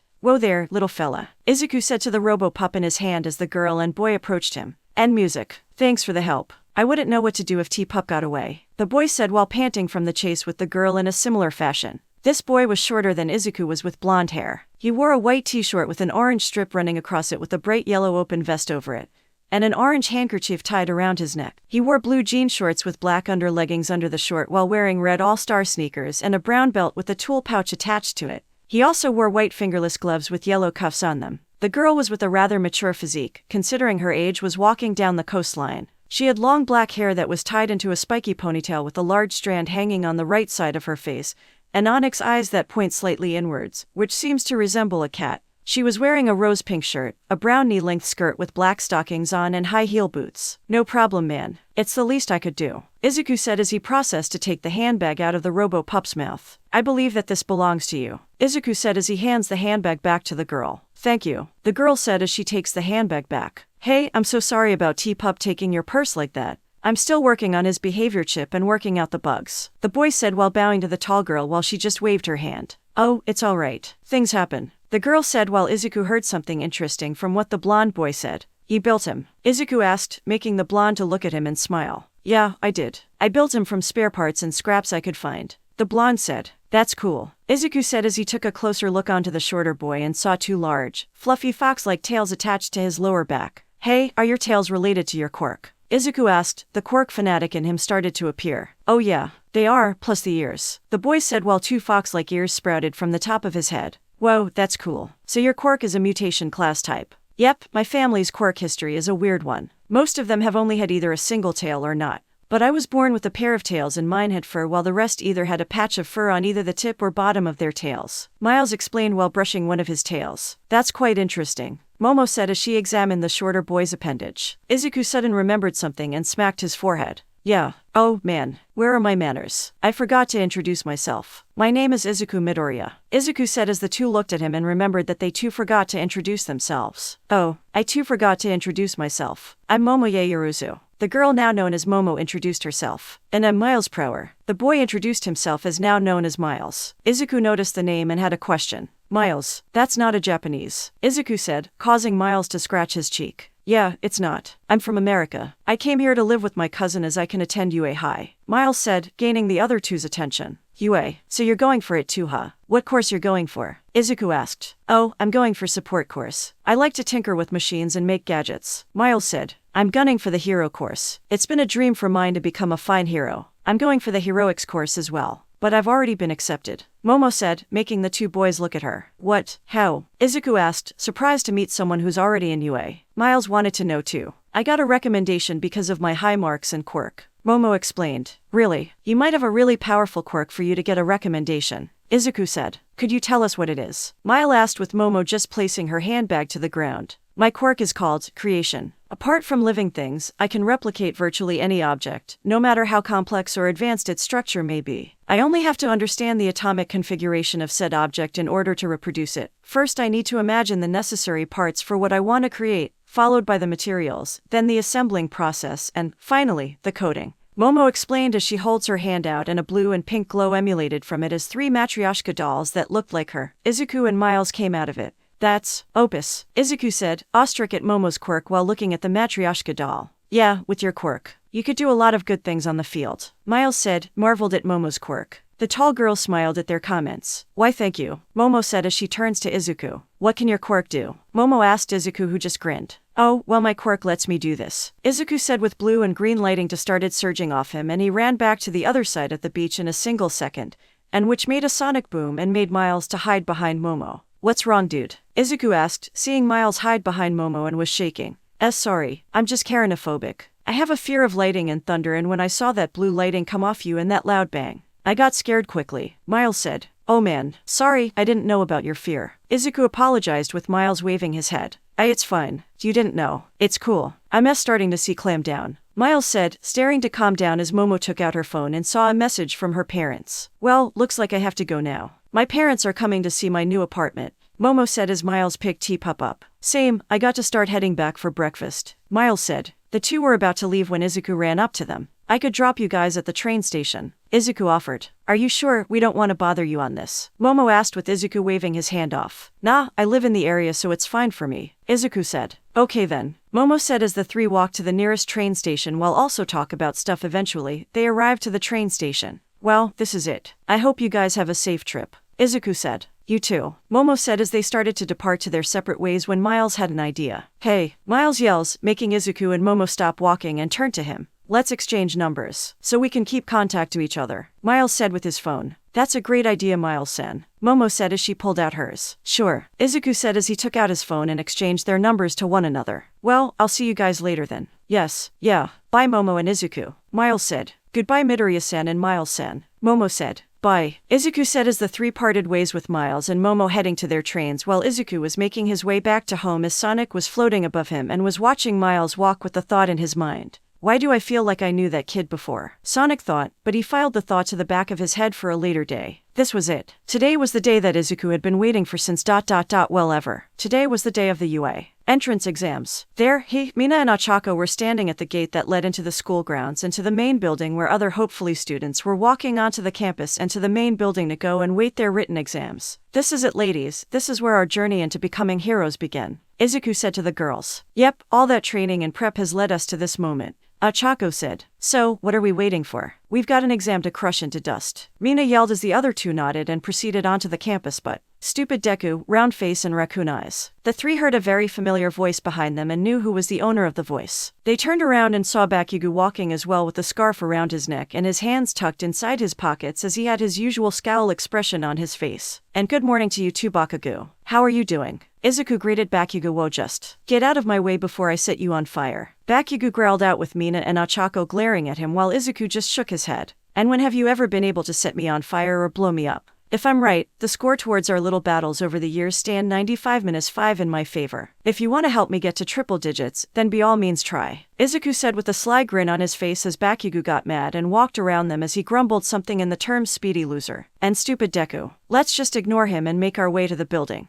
Cause we've got an exam to crush, Izuku said. Right, the girls said as the trio started to make their way to the building. Izuku. The trio stopped once they heard someone. Miles, dude, it's good to see you again, Izuku said as the short blonde boy stopped and Izuku grabbed him and gave him a playful noogie. Ooh, Deku. Who's this? Ochako asked. She and Mina were confused as they watched Izuku noogie the shorter boy. Izuku let go of Miles and turned to them. Oh, right. Mina, Ochako. This is Miles Prower. He's an American I met a while ago at the beach while he was testing one of his inventions, Izuku said. It's nice to meet you too, Miles said as he bowed to the girls. Nice to meet you, Miles-san, Uraraka said as she and Mina bowed back to him. Nice to meet you too, Prower. Say, aren't you a little young to be in high school? Mina asked, seeing that Miles was a bit younger than them. Yes, I am. But I'm a genius and I passed middle school early and due to my status as a genius, I was allowed to enter any high school of my choice, so I picked UA cause it's one of the best in the world to go to, Miles explained. So, what course are you going to enter in? Uraraka asked. I'm aiming to go into the support course. I like to tinker and create things with machines, Miles said. That's cool, the girls said while Izuku checked his phone and saw that it was nearly time for the exams to start.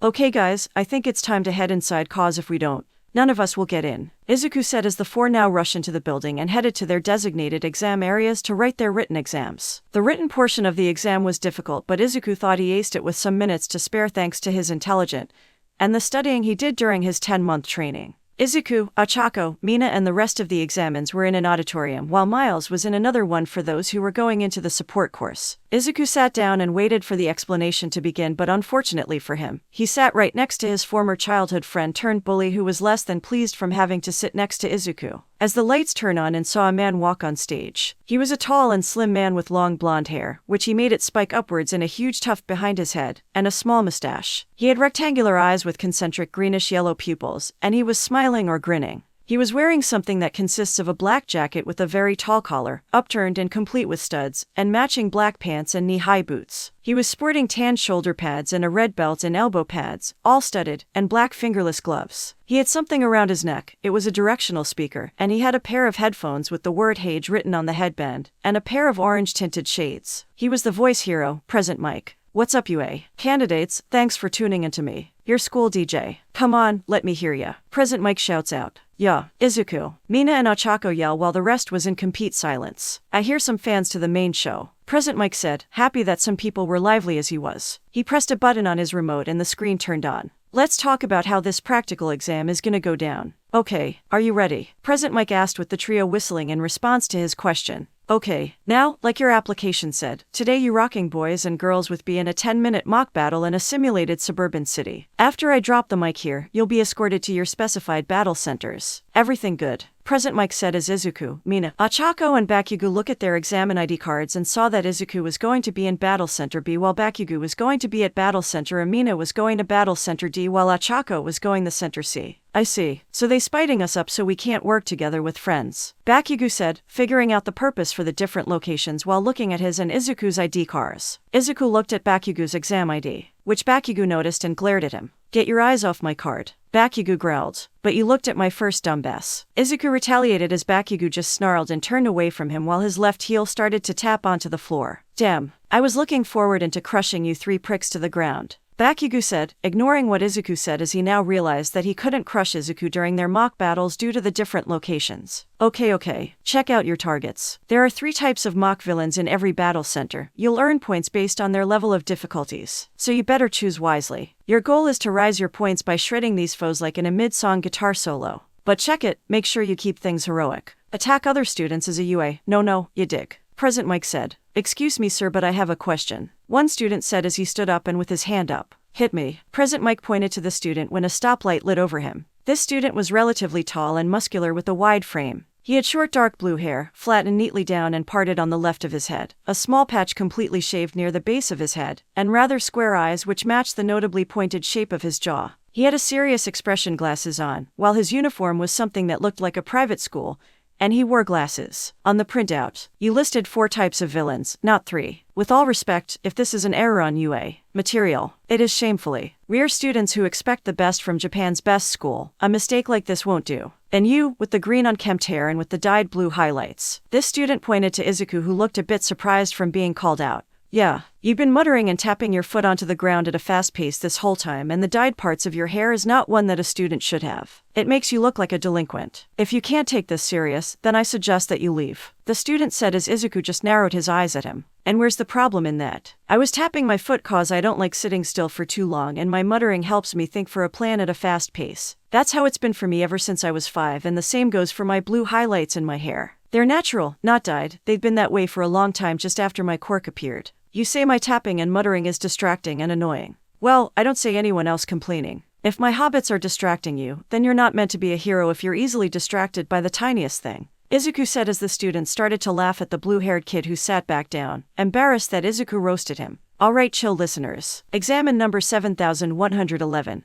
Thanks for calling in with your request. The 4th villain type is worth 0 points. That guy is just an obstacle that we'll be throwing your way. There's one in every battle center. It actions like a hurdle that you should try to avoid. It's not that it can't be beaten, but there's kinda no point. I recommend that my listeners should focus on the ones on the top of the charts. Present Mike said. Thank you ever much. Please, continue. The student bowed and sat back down. The students in the auditorium reveal that it's like traps that you have to get by like in a video game. That's all I got for you today. I'll sign off with a little present. A sample of our school motto. As General Napoleon Bonaparte once laid down, a true hero is one who overcomes life's misfortunes. MHHM. Now that's a tasty soundbite. Present Mike grinned. Good luck, I hope you've been practicing that just reading books. Present Mike shouted. The candidates were at their mock cities as Izuku's group were at their gate. They were stretching while Izuku stood there in his tracksuit and running shorts while he was looking at the other candidates in his group. Okay, this is it. A mock battle. How come none of these guys look nervous at all? Are they that confident that they'll pass? Some of them even have special gear, Izuku said when he saw a kid who was slim-built with a rather feminine face. He had long blonde hair, worn flattened down around the majority of his head, spiked and sticking out to the sides at the bottom of it, with a side fringe that curves upwards a little before it does down.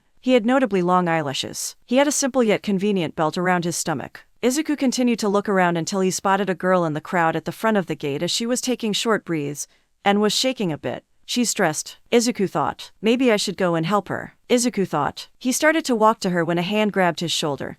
He turned around and saw that it was the boy with the glasses grabbing his shoulder, which caused him to be afraid. Damn it, he's here too. The glasses looked at where Izuku was going and saw the girl, and from his point of view, she looked like she was trying to calm herself down. She looks like she's trying to focus on the trials ahead. The boy looked down to Izuku and gave him a pointed look. What are you going to do? Distract her and ruin her chances to succeed? The boy assumed, which caused Izuku to frown. Okay, first off, don't touch me, Izuku said as he pushes the glasses boy's hand off his shoulder. Second of all, can't you see that she's nervous and probably panicking? I was just gonna go to her and calm her nerves down and talk to her off a bit, but I got you holding me back cause you jumped conclusions again. If you're such a stick in the mud, maybe being a hero isn't for you. So, what you got to say to me about that? Izuku asked as he waited for a response from the specs-wearing boy but got nothing. That's what I thought, Izuku said as he takes the glasses-wearing kid's hand off his shoulder and walks to the girl again. Hey, Izuku greeted, making the girl turn to him. Oh, hello, hero. the girl said with a little croak after her sentence. You looked a bit stressed out here and I just wanted to check on you, Izuku said as the girl looked embarrassed. Sorry for making you worry about me. I'm just a little nervous about this, the girl said. I can see that. I have a solution to it, thought.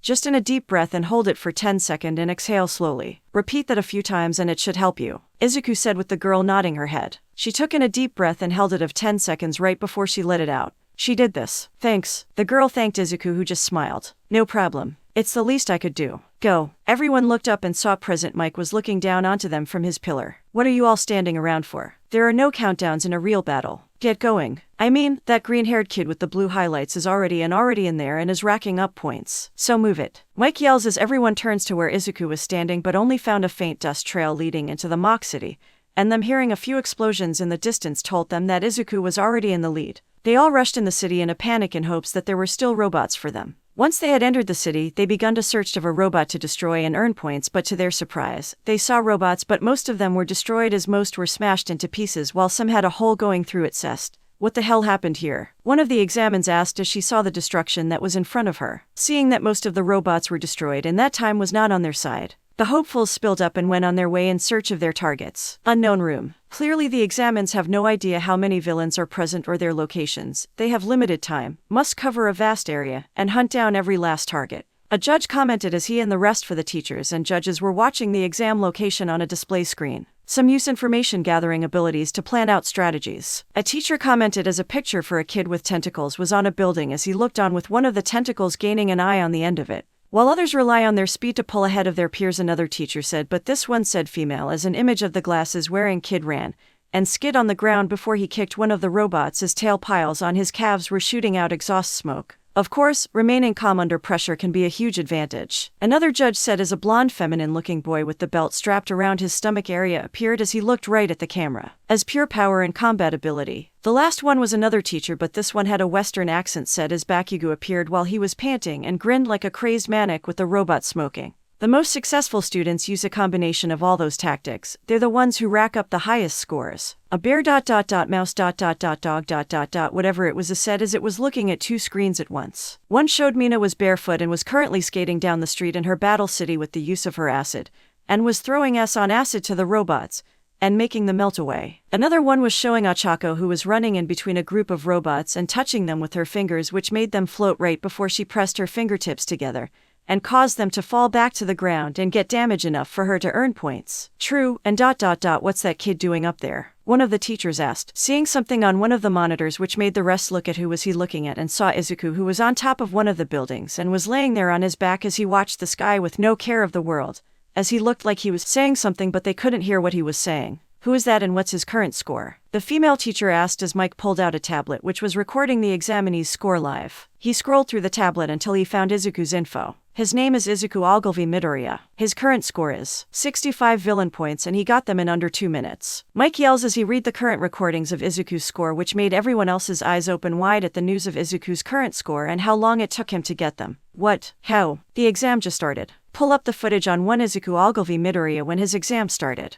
The unknown animal said to the computer as it rewound the footage to when Battle Center B to the second to when the exam started. 2 minutes ago, the start of the exam. Thanks. The girl thanked Izuku, who just smiled. No problem. It's the least I could do. Goo-woo-woo. Izuku heard Mike yell, but to him it was in slow motion to him as the rest of the world around him moving at a very slow pace. Is he always this loud? Insert music, Sweet Dreams by Eurythmics. Izuku turned and saw Sonic was beside him and looked at Mike, who was still saying go at the slow pace the world was currently going on. Yeah, but that's because of his quirk, Izuku said as he begun to stretch. Man, quirks are so strange, Sonic said. Ain't that the truth? Izuku said as he finished his stretches. So, how are you going to do this? Simple and clean, or fast and dirty? Sonic asked Izuku, who just looked at him and gave him a look which the blue hedgehog returned right before the two laughed for a little and calmed down. Fast and dirty? Sonic asked, but he knew the answer. Fast and dirty, Izuku said right before he took off and ran into the city and started to search of the robots. His search didn't take long as he found a group of robots in front of him. He smirks as he rolled into it and dashed towards the robots and slammed right into them. Izuku unrolled and looked back to see that the robots were now in pieces. Too easy, Izuku said right before he continued to run again and slammed down robots that were in his path. End music. Present. Whoa. That's kids fast, one of the teachers said, in awe at the sheer speed that Izuku used. I'd say that this year's group looks promising, the female's voice was heard. Well, that's still plenty of time before it's over. The real test has yet to come. If I may, sir. A voice asked the bear dog mouse whatever it is who was looking at Izuku. Yes, you may press it. The bear dog mouse whatever said, not once taking his eyes off Izuku. Let's see if those files and data on you is true. Show me what you can do, young Midoriya. A hand opened a case which held a red button and pressed it. With Izuku. Izuku was still on top of the roof on the building and was nodding to some music which he was currently listening to from a portable player he brought for the exam, and he was singing to the song without a care to the world. I look up to the sky, and now the world is mine. I've known it all my life. I made it, I made it. Floating over him was the ghostly form of Sonic, who was also nodding his head to the music as well, and too was singing to the sing with his human companion. I used to dream about the life I'm living now. I know that there's no doubt. I made it, I made it. What the next version took over as the two speed freaks continued to nod to the beat of the song while relaxing while jamming to some music when Sonic realized something. Hey Izuku, Sonic called out, catching Izuku's attention. Yeah buddy, Izuku said. Shouldn't you be still battling against some robots? Sonic asked. Oh that. Well, I'm sorted man. I mean, I think I got enough points to get in. And like Kevin Rudolph has said, I know that there's no doubt. I made it, I made it. Izuku said, but sang the last part as he was confident that he got into UA with the amount of points he racked up. I guess so, Sonic said as the two went back to their relaxation. That however was interrupted when Izuku felt the building rumble a bit. Hey, why's the building shaking? Izuku asked as he looked down to the streets and saw a large amount of students were running out of a large dust cloud and back to the gate of the city where they had entered, which made Izuku and Sonic curious as to what was going on. Something is going on. Wanna go and check it out? Sonic asked with Izuku nodding. Yeah, Izuku said as he grabbed the portable player and ran down on the building's side and landed back onto the street as he watched everyone ran of their lives. Izuku grabbed one of the examinees by the shoulders and faced her. Hey, do you know what's going on? Izuku asked, wanting to know what the hell was going on. That. The examinee pointed towards the dust cloud and made Izuku look at it to see what was she pointing at and making everyone panic as the examine ran away. Izuku continued to look for what was causing all this panic and got his answer when he looked up and saw a Titan-sized robot, staring down on them and crushing a building over them.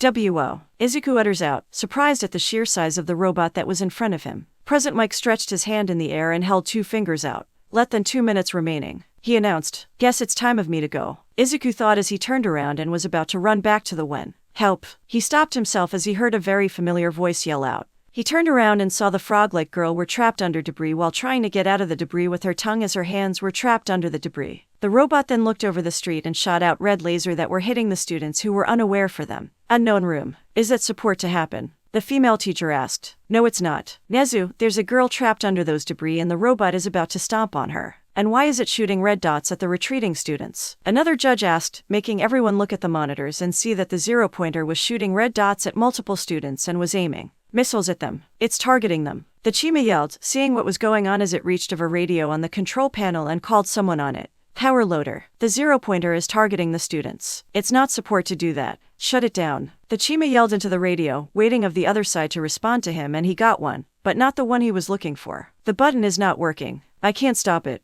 A man who was called Power Loader yelled through the radio as he was trying to shut the machine down. It wasn't responding. The zero-pointer finally locked onto its targets and lifted its foot to take a step as it fired an assortment of missiles at the examinees at high speeds, which made it impossible to dodge. That is, until things started to slow down. Insert Intense Ost, at the speed of force by Tom Halkenborg. Start at 132. The world once again was moving at very slow pace with everything and everyone were moving slow. Well, but one. Izuku was the only who was still moving around normally as he looks at himself and sees the blue lighting that courses off while the blue highlights in his hair were glowing. I'm back here again, Izuku said as he knew what that meant. He looked around and saw that the missiles were already near the students, that the missiles were targeting them. He turned around and saw the robot's foot was about to stomp onto the trapped girl. This was bad. This was very bad. I'm not going to be fast enough to save them, Izuku said, panicking that he couldn't save everyone at once. I know what you can do. Izuku looked up and saw Sonic was floating in front of him with a serious expression on his face. What? Izuku asked. Go fast. You've got to go fast. Faster than you've ever gone before, Sonic said before he disappeared in front of the boy. Izuku's eyes went wide of a second before his expression became serious. He positions himself in a running starts while the blue lighting starts to pick up as they were sparking off him and jumping towards objects as red vein-like lines appear across his skin right before they faded away,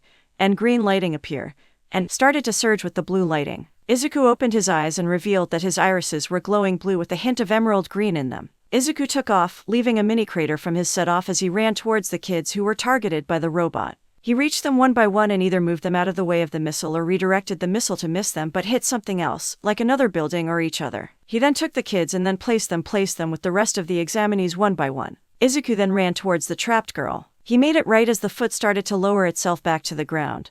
He started to move the debris off of the girl and looked around her to see if she was okay. He frowned as he saw her left ankle was purple. Not good. Izuku thought as he knew that she wasn't going to walk out of here on her own. So he picked her up and carried her bridal style and ran back to what happened? The frog girl asked. She was sure that she was about to be crushed and her life was about to end. And now, she was safe. What happened? You good? She looked up and saw the boy from earlier was carrying her and looking at her with a concerned expression on his face. Why yeah. The girl answered. Good. Izuku said with a small smile, but he stopped smiling as he felt the ground shake. He turned his head back and saw the Zero Ponitor was looking at them. Looks like he's not done yet, Izuku said as he placed the girl down. You stay here while I go and take care of Tinkan over there, Izuku said as he. Everyone, go. Get out of here. I'll handle this, and someone please take her to get treated. Izuku yelled, making everyone he just saved run as one of them picked the girl up and ran her back to the gate. Izuku walked towards the Zero Ponitor as it looked at him right before multiple red lasers aimed right at him as Izuku glared at the dumb machine as he stopped right in front of it.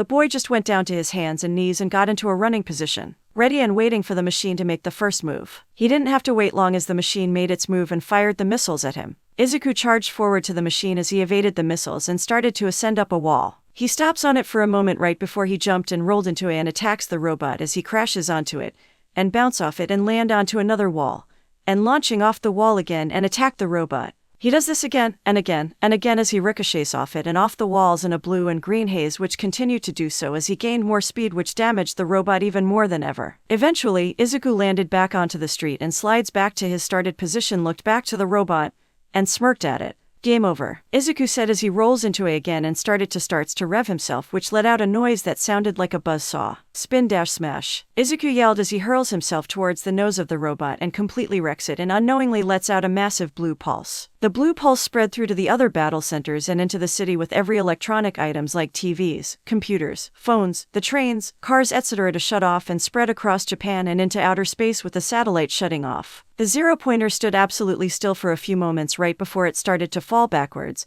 and crash into the buildings that were behind it and exploded into a giant of flames. Izuku flew back down to the ground and slid down a piece of scrap metal from the remains of the Zero Pointer and landed safely back to the ground. End music. End at 4:05. Oh ho yeah. Who's the baddest? This guy's the baddest. Izuku, 1, Big Robo, a 0. Izuku said as he started to breakdance in victory of his epic takedown of the Zero Pointer. Everyone watched him doing his breakdancing in awe from the display of power that Izuku used in taking the Zero Pointer down. Whoa, how is he not dead? What a quirk. As the candidates were talking, the glasses boy just watched as he looked down. They're all missing the point. Do they see what he did? He taught as he turns to the two girls watching Izuku's body. He sacrificed everything, just to save those girls. He must have known how little time was left, how many points he needed to pass, that he was putting his life on the line. But, despite those concerns, he didn't hesitate to go and jump. He thought while clenching his hands. If this hadn't been an exam ... then of course, I would have done the same thing. He thought before he realized something.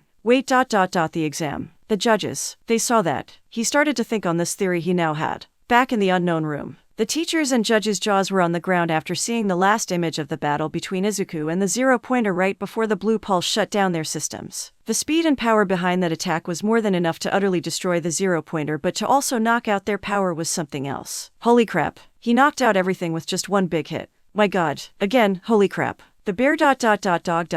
mouse ... whatever looked at the image and grinned at this. This year's first years had just gotten more interesting. I think we might have found the next one. Toshinori. The bear ... dog ... mouse ... whatever said as it turned to a very familiar skinny person as that person just smiled to the bear ... dog ... mouse ... whatever. Yes sir, I think we have. The skinny person said as the two got up and left the room. Timeskip, a week later. This timeskip was brought to you by Izuku eating a chili dog. Midoriya household, Misutafu, Japan. Izuku was in his living room, as he held a blue and green electric guitar in his hands while he was tuning it. Eri was with him in the room as she was coloring in a picture in her coloring book. Inko was in the kitchen and was preparing that night's dinner. Based from my own estimates, I think I aced the written part of the exam and I had a solid 65 points in the practical exam. I think I'm safe. But ... ever since the exam, I haven't been able to get into touch with All Might. I hope everything's okay. Izuku thought before he sighed. His mother turned to him after retrieving a book with her quirk. I know, Waiting for the results is terrible, Enko said, trying to lift Izuku's spirits. I guess. Izuku mumbled out as he started to strum a little bit with his guitar. Enko saw that Izuku wasn't in the best of moods, so she washed her hands and walked to him and placed. No matter what, I just want to let you know that I'm proud for you and I think that you're really cool, sweetie. Enko reassured Izuku as he just smiled a bit. Thanks, Mom, Izuku said, but before any of them could do anything else, the doorbell went off, showing that someone was at the door. Coming, Enko said as she got up and went to the front door to see what was there. Mommy's really nice, Haoni-chan, Eri said as Izuku just chuckled at her statement. Yeah, and that's why she's the best mom ever. Izuku, I didn't tell my mom about All Might or his select. I wanted him to continue to be the symbol of peace of everyone, the #1 hero. Besides, he trusts me, so I'll keep my mouth shut, Izuku thought as he placed his phone to the table and went back to his strumming. Just then, the door opened up and Izuku turned to see his mother on the floor and she scrambled on her knees. A letter. A letter. Izuku, look, it came. A letter. It came, Enko said before she pulled herself together and shows him a letter. It's here. A letter from UA. Enko shouted right before a gush of wind blew by and she heard a door open and close. She looked at her hand where the letter was and saw that it wasn't there anymore and looked to the couch and saw that Izuku wasn't there either. Izuku was in his now locked room while his mom was pacing back and forth in the hallway. Inside the bedroom, Izuku was at his desk and was looking at the envelope before he takes the letter and rips it open. As it opens, a metal disc falls to the desk and a hologram scene pops it. Booyah, I am here as a projection. All Might in his hero form appeared in the hologram, which startled Izuku. All Might, but this is from UA, isn't it? Izuku questioned while watching the hologram. I know it's been a while, but, with great power, comes a great amount for paperwork. My apologies, young man. All Might bowed as Izuku watched the hologram until a thought crossed his mind. Wait, if All Might's at UA, and he's on the hologram, then, does that mean? Izuku thought as his concussion was coming. I feel that you've figured it out. That's right. I didn't just come to this city to fight villains. You are looking at the new staff member of UA. Hi, All Might said. A hand popped out of nowhere and tapped All Might's arm as the #1 hero turned to the owner of the hand. Huh. Yes, what's the matter? Who's showboating? Oh, sorry, but I have to show him something first, All Might said as Izuku sighed. Okay, moving on. You passed the written part of the exam with flying colors. 94.5% grade is impressive. And in the practical exam, you scored an impressive 65 points, which is more than enough to pass the exam, All Might said as Izuku let out a breath of relief. But there was more to the exam than what meets the eye, All Might said, making Izuku to look at him. There were points to score in the exam, but who said villain's point were the only points to score? Izuku's completely attention was now caught by what the #1 hero just said. What did he mean by that? That's right. But before we look at your results, we have a surprise for you. Here, a short clip for your viewing pleasure, All Might said as he turned on a screen and a video of Izuku saving the girl and the others from the zero-pointer. What do you see here, young Midoriya? All Might asked. Myself. No, I see a young man who went out of his way in rushing into a dangerous situation, and in turn saving a group of people he's probably never met nor knew before and saved them from danger. If that doesn't show heroics and bravery, then I don't know what is, All Might said as he turns back to Izuku. You have 2 quirks now, yes, but it's your actions that inspire others. Young Midoriya, you see, the practical exam has a hidden factor. You see, the exam wasn't graded on combat alone. It had a hidden meaning to it. For us to test you and to see if you had the drive of being a hero, All Might said, which caught Izuku's attention as the clip resumes. How can a hero course reject someone who is committed into saving other, regardless for the risks to himself? After all, that is what makes a hero, All Might said right before he shut the video off. Which is why I have to show you this, All Might said as a scoreboard appeared with the top 10 candidates being shown, and Izuku went into shock when he saw his name on the board. We have rescue points. A panel of judges watches and they award points for heroic acts beyond just fighting villains, All Might said. Yes, and for your sacrifice and the saving of the students, you earn these points, All Might said as Izuku's results displayed onto the hologram. Rank #1, Izuku Midoriya, villain points, 65 plus rescue points, 89 equals 154. Rank #2, Katsuki Bakugou, villain points, 77 plus rescue points, 0 equals 77. Rank #3, Ijiro Kirishima, villain points, 39 plus rescue points, 35 equals 74. Rank #4, Ibara Shizaki, villain points, 36 plus rescue points, 32 equals 68. Rank #5, Achako Uraraka, villain points, 28 plus rescue points, 35 equals 63. Izuku couldn't believe his eyes right now. He was first place in the exam ... with more rescue points under his belt. His teacher turned to him. You passed the exam, All Might said. Is ... is this some kind of dream? Izuku thought. Welcome, Izuku Midoriya to UA High School's heroic course. All Might congratulated Izuku, who had a big smile on his face. All Might stretch out his hand to the camera. Yes, welcome to your hero academia. Enko and Eri were outside of Izuku's room, waiting of him to finish getting his results, and to see if he made it in. It felt hard for them to wait for so long, even if just a few minutes have gone by. Eventually, Izuku walked out of his room and faced them. "WL, what happened, sweetie? Are you going to hero school with Maini and Achini, Oni-chan?" Harry asked. Izuku just looked at them and gave the biggest and brightest smile he's ever done. And Inko realized what happened. He did it. He got in. "Oh my baby, you're in." Inko yelled as she rushed to him and gave him a bone-crushing hug. Yes, Eri cheered as she too rushed towards her brother and joined in on the hug. Izuku started crying tears of joy as the family wrapped their arms onto each other and let this moment flourish. Izuku had made it to UA. But is he really ready for it and the challenges that were ahead of him? "Hey, check out the results from the exam," a teacher says while the panel of judges and teachers were watching the results. "Wow, the second place student has a lot of villain points but he doesn't have any rescue points." A female speaks in the room. "He took down those foes like an ace." When most of the examines were running from the big obstacles, he stayed focused on letting the smaller opponents come in close and counterattacking. "That kid is tough," one male in the room speaks. But on the opposite end, the first place student has the most rescue points out of the applicants. The female says, "He's not the first UA. Hopeful to take out that giant robot, but it's been a while since I've seen someone take it down with such a great force to take it down in one attack, and he even took out our systems. When he did it." The male says, "Yes, and the way he slammed onto it must have a lot of energy to it to pull something like that off. It's insane." Another male speaks. While everyone was talking about the results, one man stood against the wall and watched Izuku light up and spin dash the zero-pointer. "Huh, interesting." Dagobah Beach Park, Misutafu, Japan.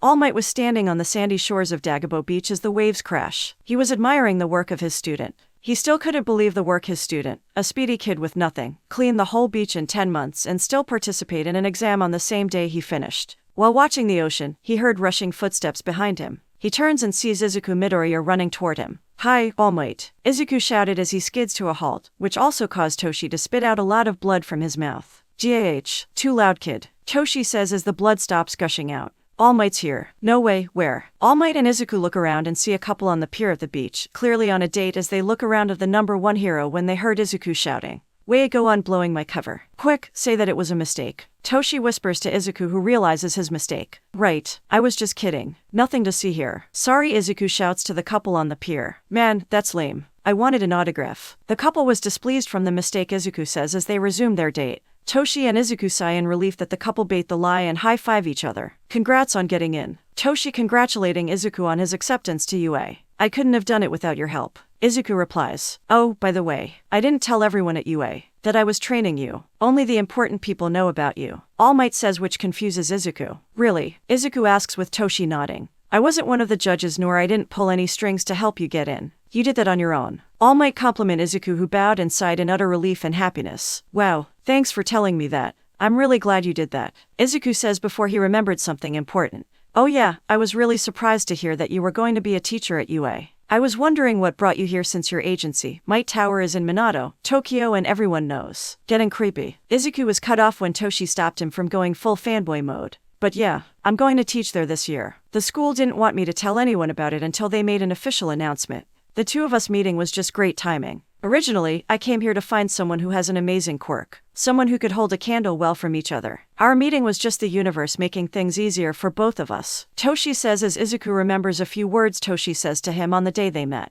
"I was on the hunt to find someone worthy. So that's it." He was originally going to give it to a UA student. Izuku thought, "Someone strong who already has a quirk. Guess I just got lucky that we met that day." Izuku thought right as another one came to him. "Say, I have something to tell you." Izuku says, catching Toshi's attention. "Sure, ask away." Toshi says, "When I used OFA to smash that zero-pointer, it completely drained me and left me tired just as I got home." Izuku says, "Really?" Toshi asks, curious about this new info. "Yeah, when I just run, I use my stamina as an energy source to run at my usual speeds for long periods. And to compensate for that, I have to eat a lot of food to keep myself go and not get tired after running. I usually eat a lot of chili dogs during the day, which my best friends are trying to make me quit due to how many I eat." Izuku says while rubbing the back of his head, remembering the many ways Mina and Ochako have tried to make him stop eating a lot of chili dogs, but fail every time. "But when I used OFA and my speed together, it completely drained me." Izuku explains. "What do I do?" Izuku asks as Toshi turns around and faces Izuku. "You'll just have to learn how to adjust to it.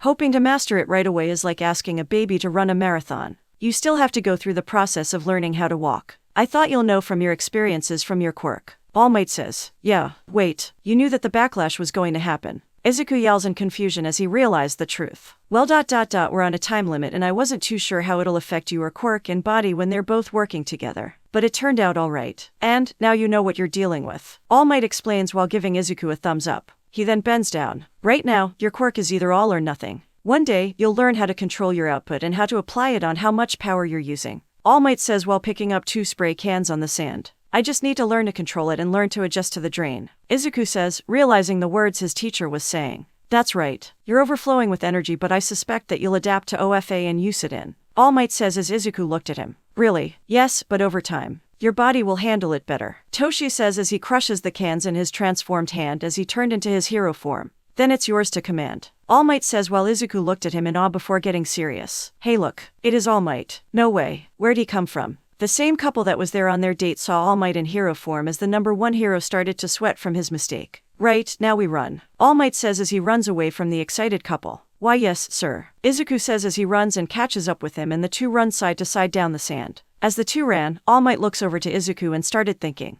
The torch I have passed on to you is but a small flame right now. But in time, it will be kindled until you light a raging inferno. The more powerful you become, the more you'll outshine me. Eventually, I'll retire with my job complete. Woo, deep stuff All Might. All Might thought as the two continued to run down the shoreline which was slowing turning into a race. Time skip, April by you by Chibai Izuku racing against Chibai All Might. Do you two have everything you need? Inko asks her 2 children who were at the front door getting their backpacks ready. Today was an important day for them. This was their first day at new schools. For Izuku, it was the first day of his high school career, while for Eri, it was her first day, not only at elementary school but to go to school for the first time. Yes, Mom, Mama. Izuku and Eri answer their mother, adoptive mom. You did pack your tissues and first aid kits in your bags, right? Inko asks. Yes, the siblings say. And your ID cards are in your pockets. Inko asks. Yes. Oh, and you didn't pack your action figures like last time, Izuku. Or apples in your baggery. Mom, you going to make us late? Izuku and Eri yell. They love their mom, but this was getting out of control. Sorry, it's just, I'm so happy to us you two go on your next chapters in your lives. It just makes me cry a little to see you two grow up fast. Inko says as her eyes started to gain tears. Izuku and Eri see this and knew just how much this was making Inko feel. So, they get up and hug her. Mom, Mommy. Izuku and Eri say as they hug Inko tightly. We might be growing up, me more than Eri, but we'll still be here for you. You're our mom, and we would trade you for anyone.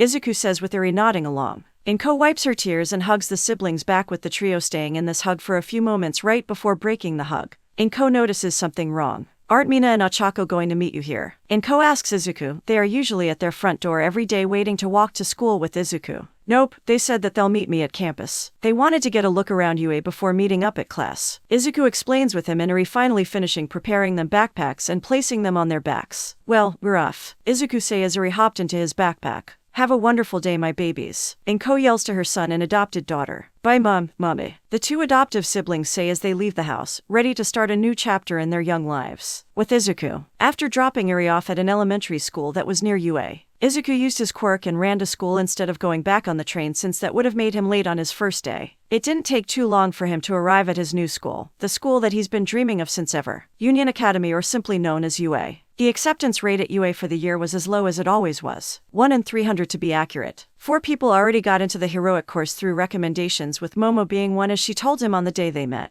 and the other 36 hopefuls through the written and practical exams. They were split into 2 classes of 20 equal students each, although I guess the number of females in total between both classes is small. Class 1A, 1A, 1A. Come on man, where is it? Izuku is currently jogging down the hallways of UA while looking for his homeroom. He kept looking until, there it is. Izuku says, happy to have found his classroom, but that happiness turned into shock as he saw the size of the door. Oh man, this thing is huge. Are there giants here? Izuku says before grabbing his oversized yellow backpack tightly. The most promising students are waiting behind this door. Izuku says, preparing himself to open the door, but he stops when an image of Bakugou, who looked more savage than even and ready to attack him, and the glasses boy who looked like he was ready to talk down on him. Izuku's eyebrow twitches at the images as he shook those images out of his head. Nah, that's no way they're in the same class. They are probably in different classes. Maybe everyone in here is nice and friendly and, take your feet off that desk now. Huh. Izuku cut himself off when he saw the 2 people he didn't want to see in the same room as he was in.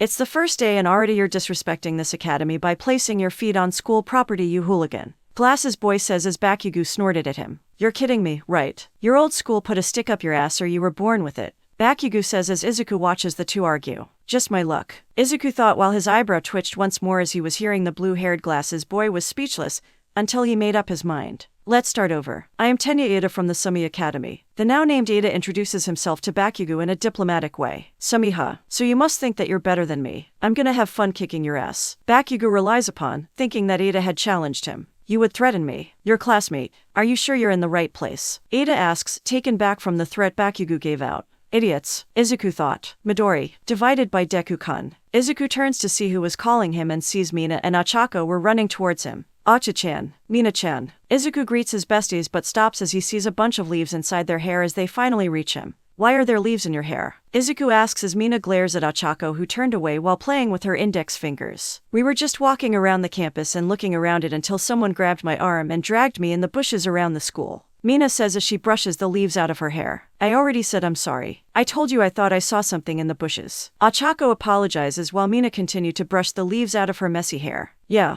and you will get your punishment in the form of 3-hour dance lessons from me. Mina yells, making Ochako pale white. Izuku chuckles a little as he remembers the last time Mina forced Ochako to a dance lesson with them. Let's just say that she couldn't bend her back the right way without feeling any pain for 2 weeks. Izuku. The trio turn around upon hearing someone yell and see an unknown girl approach, but to Izuku, he knew who she was. Oh hey, Momo. You're in class 1A as well. Yep, that's cool. Izu, Deku-kun. Who is this? Mina and Ochako asks in unity with their tone going monotone. Oh right, you guys never met. Acha-chan, Mina-chan. This is Momo Yaoyorozu. I met her on the same day I met this kid, Miles, who should be here in the support course. Her purse was snatched by his robo-dog and ran away with them chasing it. I saw this and chased after the little bot and grabbed the purse before the dog could do anything to it. Momo, this is Mina Ishido and Ochako Uraraka. They're my childhood best friends. I met them when I was 5 after they were getting bullied by a lunatic walking TNT and I saved them from him. We've been together ever since. Izuku introduces them to each other as Mina and Ochako stared at her with dull pupils. Nice to meet you. Both say, in a monotone voice which Momo caught onto as she narrows her eyes slightly. Likewise, Momo says in her own polite but monotone way. Izuku wasn't aware of this happening and smiles seeing his new friend meeting his oldest friends. You there. The 4 turn to see the glasses boy was walking towards them while also caused the others in the room to see them. Izuku noticed the stares and decides to do one thing. What's up? Izuku greeted them as Ada finally approached them. Good morning. I am Tenya Ada from the Sumi. Yeah, I know, I heard you say your name while you were talking to TNT over there. Izuku cuts Ada off as he was introducing himself. I'm Izuku Midoriya. It's nice to meet you. Izuku introduces as everyone's eyes went wide from his name. Izuku Midoriya ... Isn't he the one who placed first in the exam? That's the kid. He doesn't seem that powerful. He looks so plain looking. The students were talking among themselves as to how strong Izuku, but the green, blue-haired boy hears their comments and smirks. He couldn't wait until he saw the look on their faces. Midoriya, I must apologize for what I said to you during the exam. I failed to see what you saw in it. Ada says, making Izuku look at him with a raised eyebrow. What hidden objective? Izuku asks. The rescue points. Surely you were aware of them. That's why you did go and destroy the zero-pointer and save everyone there. Nah, I wasn't aware of them. I did what a hero should do. Save everyone that needs saving. Izuku says. 'Cause that's what a real hero does. They don't run when the problem grows bigger than them. They stand their ground and fight to protect the people and throw down their lives for the greater good. For the civilians, for our loved ones. Even if we go down, we should get back up and continue to fight and save until we draw our last breath. Izuku says with everyone look at him in awe for his words. Well said, kid. A voice says as Izuku, Momo, Mina, Ochako, and Ada get startled and they slowly turn around to see a yellow caterpillar with a man face on it on the floor by the door. Welcome to UAS Hero Course. The man says as he unzips from what he was in and drinks a juice box. What is that thing? The group thought of as the thing turned out to be a man. A slender and tall pale-skinned man with messy, shoulder-length black hair that was partially hanging in front of his face and had half-opened black eyes. He looked worn out like he just rolled out of bed. He had facial hair but it was unkempt and his eyes almost looked tired and flat. He was sporting a ragged black outfit that consists of a long-sleeved shirt and matching pants that tuck into his boots. He was wearing a utility belt and scarf that looked like wrapping. It took you 8 seconds to shut up. That's not gonna work, time is precious. Rational students would understand that. The man says as he finished getting out what was his sleeping bag. Who is this guy? If he's here then he must be some kind of pro. But he looks so worn out, what's his deal? Izuku thought as the man looked onto the class. Hello, I am Shota Aizawa, your teacher. The now named Aizawa introduced himself to the class with a tired voice. Our teacher. Izuku thought in shock that this guy was his new teacher. Aizawa goes into his sleeping bag. Alright, let's get to it. Put these on and head outside. Aizawa says as he pulls out a uniform that was a pair of dark blue pants with white vertical lines going up the legs and a dark blue short sleeve shirt with white lines that form the letters U and A. The class was confused by the request but did it so as they went to their locker rooms to change. Teacher's Lounge, UA. Hi, Misutafu, Japan. Toshi in his normal form was reading a book called Teacher's Dictionary. UA doesn't follow the academic path all most schools. Get the wrong homeroom teacher and life is hell here. All Might thought right before he closed the book and turned to another. Maybe I should see who is his homeroom teacher. Toshi says as he opens a black book with staff records written on the cover. Outside UA building. What? A quirk assessment test. The class mutters in shock together as they arrive outside to the field where Aizawa was waiting. But orientation. We're gonna miss it. Achako says as she stood next to Izuku and Mina. If you want to make it into the big leagues then you can't waste time on pointless ceremonies. Aizawa says, not once facing them as the class were a bit shocked by his words. Here at UA, we're not bonded by traditions. That means that I can run my class in any way fit. Aizawa says as he looks back at his class to see the confused looks on most of their faces. You've been taking standardized tests most of your lives, but you never got to use your quirks in physical exams before. Aizawa says as he pulls out his phone and showed 8 things on a list. The country still thinks that we're created equal by not letting those with the most power excel. It's not rational. One day, the Ministry of Education will learn. Aizawa says before turning to Bakugou. Bakugou, you place second place with the most combat points. What was the farther distance you've thrown while you were in JR High? Aizawa asks Bakugou, who was mad, being remained that he's second to Deku but kept his angry due to answer the question. 67 meters. I think. Bakugou answers as Aizawa pulls out a. Okay, try doing it with your quirk. He says as he threw that to the walking TNT as he walks to a white circle. Anything goes. Just stay in the circle. Go on. You're wasting our time here, Aizawa instructed Bakugou as he stretches. All right, man. You asked for it. Bakugou says before turning to face the distance he was throwing. I'll add a little heat to my pitch and that'll drop their jaws. Bakugou though while lining up for his pitch. Die. Bakugou shouted as he used his quirk to blow the away as Izuku looked a little disturbed by what Bakugou said. Is he saying that to the ... or me? All of you need to know you maximize capabilities. Aizawa says as the drops to the ground and his device records it. It that most rational way of thinking as a pro hero. Aizawa says before showing the class Bakugou's score. 705.2 meters. Whoa, 705 meters. Are you kidding me? One kid says. He had blonde hair with a black lightning strike streak on it. I wanna go. That looks like fun. One girl says. This girl was the one who on the floor had skin that was a light shade of pink, and she has rather square eyes. Her sclera was black while her irises were bright yellow, with notably long eyelashes below and around the sides. Her face is framed by short hair, fluffy and unruly, which is a pleasant pink color, slightly darker than that of her skin. She had 2 thin, pale yellow horns protruding from her head, hooked squarely and leaning diagonally to opposite sides, which are seen to be slightly flexible, able to bend a little to each side. Ah yeah, that's what I'm talking about. Using our quirks as much as we want. One kid says. He had large elbows and an ever-present grin on his face. The rest of the class starts saying that this will be fun while Aizawa started to get pissed, which Izuku noticed. So this looks fun, huh? Aizawa says in a monotone voice as Izuku get a bit nervous. You have 3 years here to become real heroes. You think this is gonna be all fun and playtime? Aizawa says as no one answered because the students were caught off guard by his tone. Aizawa suddenly grins. Idiots. Today, you'll be competing in 8 physical tests to gauge your potential. Whoever comes in last has none and will be expelled immediately. Aizawa finishes as the class goes into shocking mode. If one of them ends up in last place ... then ... they're out. Crap. He got Aizawa. All Might says while slapping his head. He was looking into the staff records to see what his little student was and saw that he was in the hardest class. Great, he'll single young Midoriya out from the start. Toshi says as he knows how crazy Aizawa's classes get. I need to go and see if things won't go overboard. Toshi says as he stands up and exits from the room to see Class 1A in action.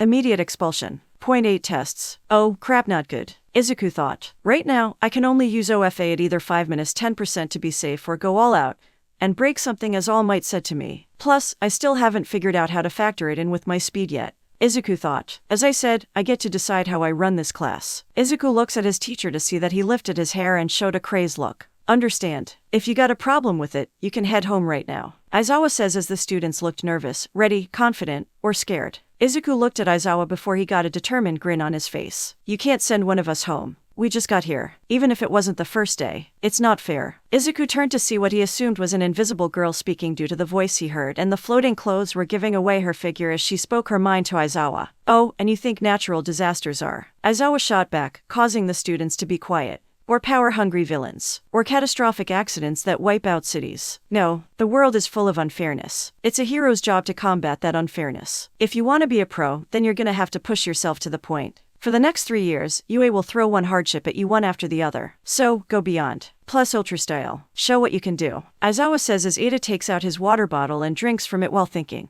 I don't approve for this hazing, but UA is the top hero program. I have no choice. Ida thought after finishing his drink while Bakugou was rolling his arm around. Time to blow these nerds away and show that I'm the best here. Bakugou thought as Izuku had a grin on his face, not his fun grin. No, this one was a serious grin, ready for anything if Sensei would throw at them. He then felt someone tap his shoulder and turns to see Momo behind him. Hey Momo, what's up? Izuku whispers to the girl. He's not going to expel us. Momo whispers back, making Izuku. How sure are you? Achako whispers, feeling the nerves and pressure from Aizawa's threat. He's just doing this to us to make us show our quirk to him. She's right. I think I might have an idea on who this guy is, but I have to be sure. Izuku says as he looks at Aizawa with a close eye. Oh okay. Achako says as she calms down a bit. Now then, we're wasting time just by talking. Let the games begin. Aizawa says as they start the tests. Insert music, fighting onward. Runners on your marks. A robot with a camera for a face said as Ida and a frog-looking girl as the two lined up at the start. A bullet sound went off and the two raced as Ida ran at fast speeds and crossed the finish line first with his time at 3.04 seconds with the girl not too far behind him with her time at 5.58 seconds. At 50 meters, I can only get up to third gear. Ida though. Tenya Ida quirk, engine. His legs are pretty damn fast as they have F% engines in his calves. He has to drink orange juice as a source of fuel. Well, at least he's in his element. Aizawa comments seeing how fast Ida went. But speed won't help him in every test. Aizawa says with he seeing the next racers line up to the start. I'll light up my clothes. Oh, and my shoes too. Achako says as she taps her clothes and shoes with her touch producing a little pink glow. Achako Uraraka quirk, zero gravity. And start. The robot says with Uraraka and her opponent running on the command. She can nullify the gravity of anything she touches. But if she uses her power too much, she'll throw up. As the race ended, Uraraka crossed the line second with a time of 6.05 seconds. It's a lot faster than in JR High. I got to thank Deku-kun for the training and the times we chased him whenever we played tag together. Uraraka thought. Happy with her results. The pair to now race was Mina and a blonde French guy as he turns around while Mina was untying her shoes. Nice attempts, but you're not showing enough style, he said as he bent a bit while facing the wrong way. He jumps and shoots a laser which pushes him at a fast speed. Yuge Aoyama quirk, naval laser. That's right, a belly button laser. The laser stops midair and the French guy loses speed and momentum as he falls to the ground and Mina just skates by him as he gets up and shoots again. But Aoyama can't shoot it forever. And it gives him a tummy ache if he uses it for too long. Aoyama's time was 5.51 seconds. Mina's time was 4.05 seconds. Shooting my lovely laser of more than a second hurts my tummy. Aoyama explains his one weakness like it was nothing as everyone looked at him weirdly. Nobody asked. Testing themselves to push their limits helps me an asset in helping with room for growth. It becomes clear on what they can and can't do, Aizawa thought as the last two runners, Izuku and Bakugou, lined up. Bakugou got into position with his hands placed behind his back while Izuku just started to warm up with a few leg stretches in place. Today is the day I beat your ass, Deku. Bakugou says. Keep dreaming, boom boom boy. You know the records still stand 95-15 in my favor. Just make sure your pants don't fall like last time. Izuku teases Bakugou, making the TNT boy shake with rage as they lined up. Ready? The robot asks as Bakugou and Izuku get into position. Go. The robot yells, firing its gun in the air. Go to hell, Deku. Bakugou roars as he lets a massive explosion behind, which propels him forward. He thought that he had this race in the bag due to his early start, but a green blur dashes beside him at great speed, which also caused a huge gush of wind to follow it. Eventually, the wind and dust clears and Izuku is seen standing at the other side of the track. What took you so long? Izuku asks with a grin growing on his face upon seeing Bakugou's shocked face, with Bakugou passing the finish line. Bakugou's time, 4.15 seconds. Izuku's time, 0.000001667882 seconds. How the hell did he do that? What just happened? He just vanished at the start and reappeared at the end. The students say, in shock at the sheer speed that Izuku just displayed. Of course, this would also be his element due to how he did in the entrance exam. But, Aizawa says as he looks at the times and sees Izuku's was in first. But he then looks at him and narrows his eyes a bit. Even speed like his won't be useful in other situations, Aizawa thought, still showing off Izuku. Achako sighs as some of the others look at her and Mina as they were unfazed. Wait, you two aren't surprised by this? The red-haired teen asks. Nope, we're used to this, Mina says. Really? The lighting-streaked haired teen asks. He always been this fast, we've even seen him go even faster than that. We've seen him do stuff like this as we were 5. Achako says. Yep, but it never grows old, Mina says with a smile. Yeah, Achako says with a smile as well. Damn, I was hoping to make it to the first digit, but you get what you get, Izuku says as he pats his shoes to dust them off. Alright, now then, let's move to the next test, Aizawa says with him leading the class to the next part of the test. Ladies. Awa, you're so sweet, Deku-kun. unaware that they were being glared by one practical person or whether Izuku was the one being glared at. Damn Deku, Bakugou quietly murmurs. In one of the gyms, the students were busy doing the grip strength test as they were busy gripping the machine to see their overall strength. Wow, you hit 540 kilograms. You're a beast. The kid with the large elbows complimented a classmate who was tall and had a mask on. He had multiple limbs on his arms as he used them to clock in his strength. Yeah, you're a muscle octopus, another kid said. He was the shortest out of all of them and he had purple S for hair. Izuku was holding one of the grip measuring machines and closed his eyes as he took a deep breath. Suddenly, green lighting started to surge off him with a faint green aura surround his body as he grips onto the machine with his right hand. A beep was heard from the machine as Izuku slowly opens his eyes and sees the machine read 420 kilograms on it. Ha, not too bad for 6% of OFA Sonic. Izuku asks his ghostly friend who was floating above him. You bet you're sweet, Biddy, Sonic says. The students returned outside of the next part of their test, the standing long jump. Here, the students used their quirks in a sandpit designed for long jumping. First was the French teen who jumped in place and shot one for his laser which propelled him forwards, clearing the pit. Next was Bakugou, who used a similar use in his turn but used his explosions to propel him forward, also clearing the pit. In her turn, Momo crafted a long polo vault staff with her quirk which she uses to polo vault across the pit, clearing it. Next was Izuku who curled his body into a green and blue and started to rev himself for speed which caused a buzzsaw noise. Again to the surprise of the students expect Mina, Ochako, Ada who has seen him do it before, and Aizawa right before Izuku finally lets go and dashes forwards at high speeds. Right as he was about to hit the sand, he bounces into the air and jumps over the pit, clearing it. One student was great at this as he used the S on his head and bounced from their side to side at a great speed, earning him first place. Bakugou used his quirk to shot from side to side, earning him a high spot but it was nothing compared to Izuku who used his speed and created an afterimage as his sheer speed was too much of their naked eyes. He took the top spot and left a huge trench after he was done. End music. The next test was the throw, the same one that Bakugou did at the beginning with the boy in question being excused from doing it again. Most of the students went and did their throws and earned decent distance from their attempt. Momo was the highest distance due to her using her quirk and creating a cannon to shoot the. Uraraka went up next and she used her quirk to take away the gravity of the and casually threw the in the air as it flew. It continued to fly until infinity. The class shouted at the record that Uraraka set while Bakugou started to shake in anger. These extras are beating me. Who do they think they are? I'm supposed to be the best. Me Bakugou thought as Izuku's turn was next. The boy went to the circle and started to scroll. Nice one Ochako-chan. Mina yells as she hugs Ochako. Great job. Izuku says, also hugging her. Thanks, guys. It was nothing. Okay, let's move on. Midoriya, you're up. Next up, Aizawa says, making the trio break their hug. Alright, let's get her done. Izuku says as he makes his way to the circle. Wonder how he's going to throw the. Ida asks, watching Izuku pick up his. He'll probably fail and burn in hell of all I care. Bakugou mutters to himself but Avhako heard him. Still jealous he's beaten you today. How Bakugou? Ochako asks, grinning as she knew how Bakugou hated that nickname. Shut it, pink cheeks. Bakugou yells. Izuku started to wind up his patch with great speed right before he let the go and tossed the in the air. They traveled through the air at speeds that couldn't be measured from the state alone as everyone saw it disappear into the distance. 945 meters. Whoa, that was a big throw. He used the momentum from his patch and propelled the into a great distance. Impassive, Ada says, right before Izuku could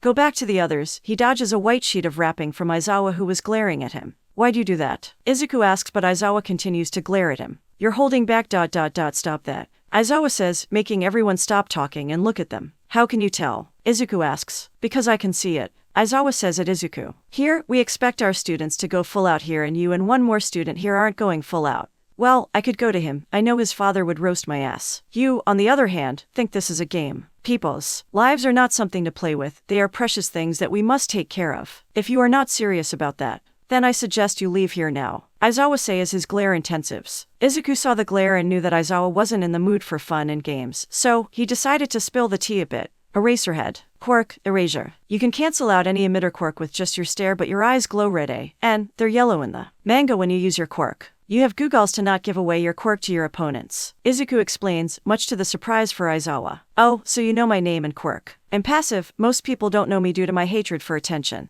Aizawa says, slightly impressed at Izuku's knowledge of him. I study on heroes and their quirks a lot in my free time. That and I took your wallet. Izuku says, making Aizawa raise an eyebrow. My wallet? What do you mean? It's right, Aizawa was saying as he went to his utility belt where he kept his wallet for his on-patrol coffee when he felt nothing in the pocket. He looked at the next one and found nothing. He looks back up and saw Izuku casually tossing a black wallet in his hand. Aizawa knew that wallet all too well. How did you? Aizawa asks, stunned at the sight of his wallet being held by another. When we did the 50 meters dash test, that extra gush of wind that forced everyone to close their eyes from the dust was me. I went at the speed of light and ran past you, went into your pants, and took out your wallet as a prank, but I saw your hero license, and saw who you are. The man who expelled his whole class last year due to them not having any potential on your own belief. Izuku says as he throws the wallet back to its owner with his class shocked by what he just said. They thought that what he said earlier was nonsense, but now they learn that their teacher was serious. You said I'm not going full out. Please, I take everything seriously. I know full well that life is one of the most important things to a hero. If a hero can't save everyone,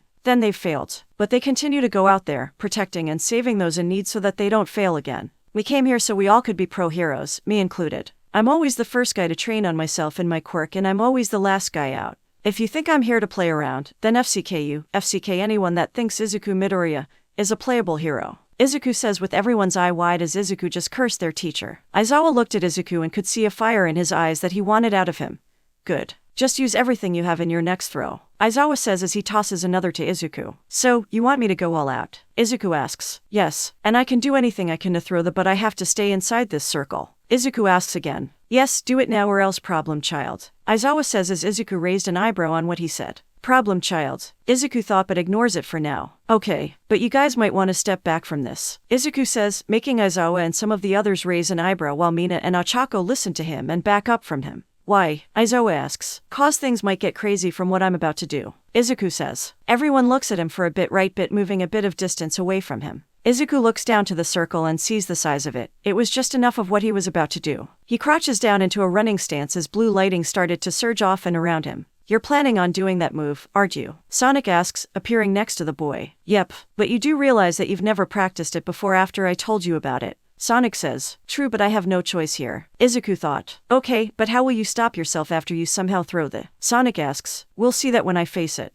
Izuku thought as he gets up and starts to jog around the circle. Insert music, fist bump Sonic forces Ost. Soon, Izuku slowly started to pick up speed right as he was now in a full run right before that charged into a sprint with his speed increasing. He starts to draw in some wind as he curls into his form and continues to dash around the ram of the circle. Suddenly, a tornado starts to form from the circle and begun to vacuum the area. Aizawa and the students grabbed onto something strong and fitted into the ground as the tornado's speed continued to climb. Within the tornado, Izuku started to glow blue and green with blue and green lighting surging off him as he started to dash with the tornado's flow, making him go faster. Right as Aizawa was about to call Izuku off, the green blur escapes from the tornado and dashes right outside, and turns around to dodge towards it. He nears it right before he unfolds and tosses with all of his might into the tornado. They hit the tornado and created a massive burst of wind pressure which sent everything and everyone flying with the soaring through the air. Once the wind started to settle down, everyone was on the ground after being sent flying. Aizawa sat up and shook the webs out of his head after being sent flying and looked around to see his students on the ground,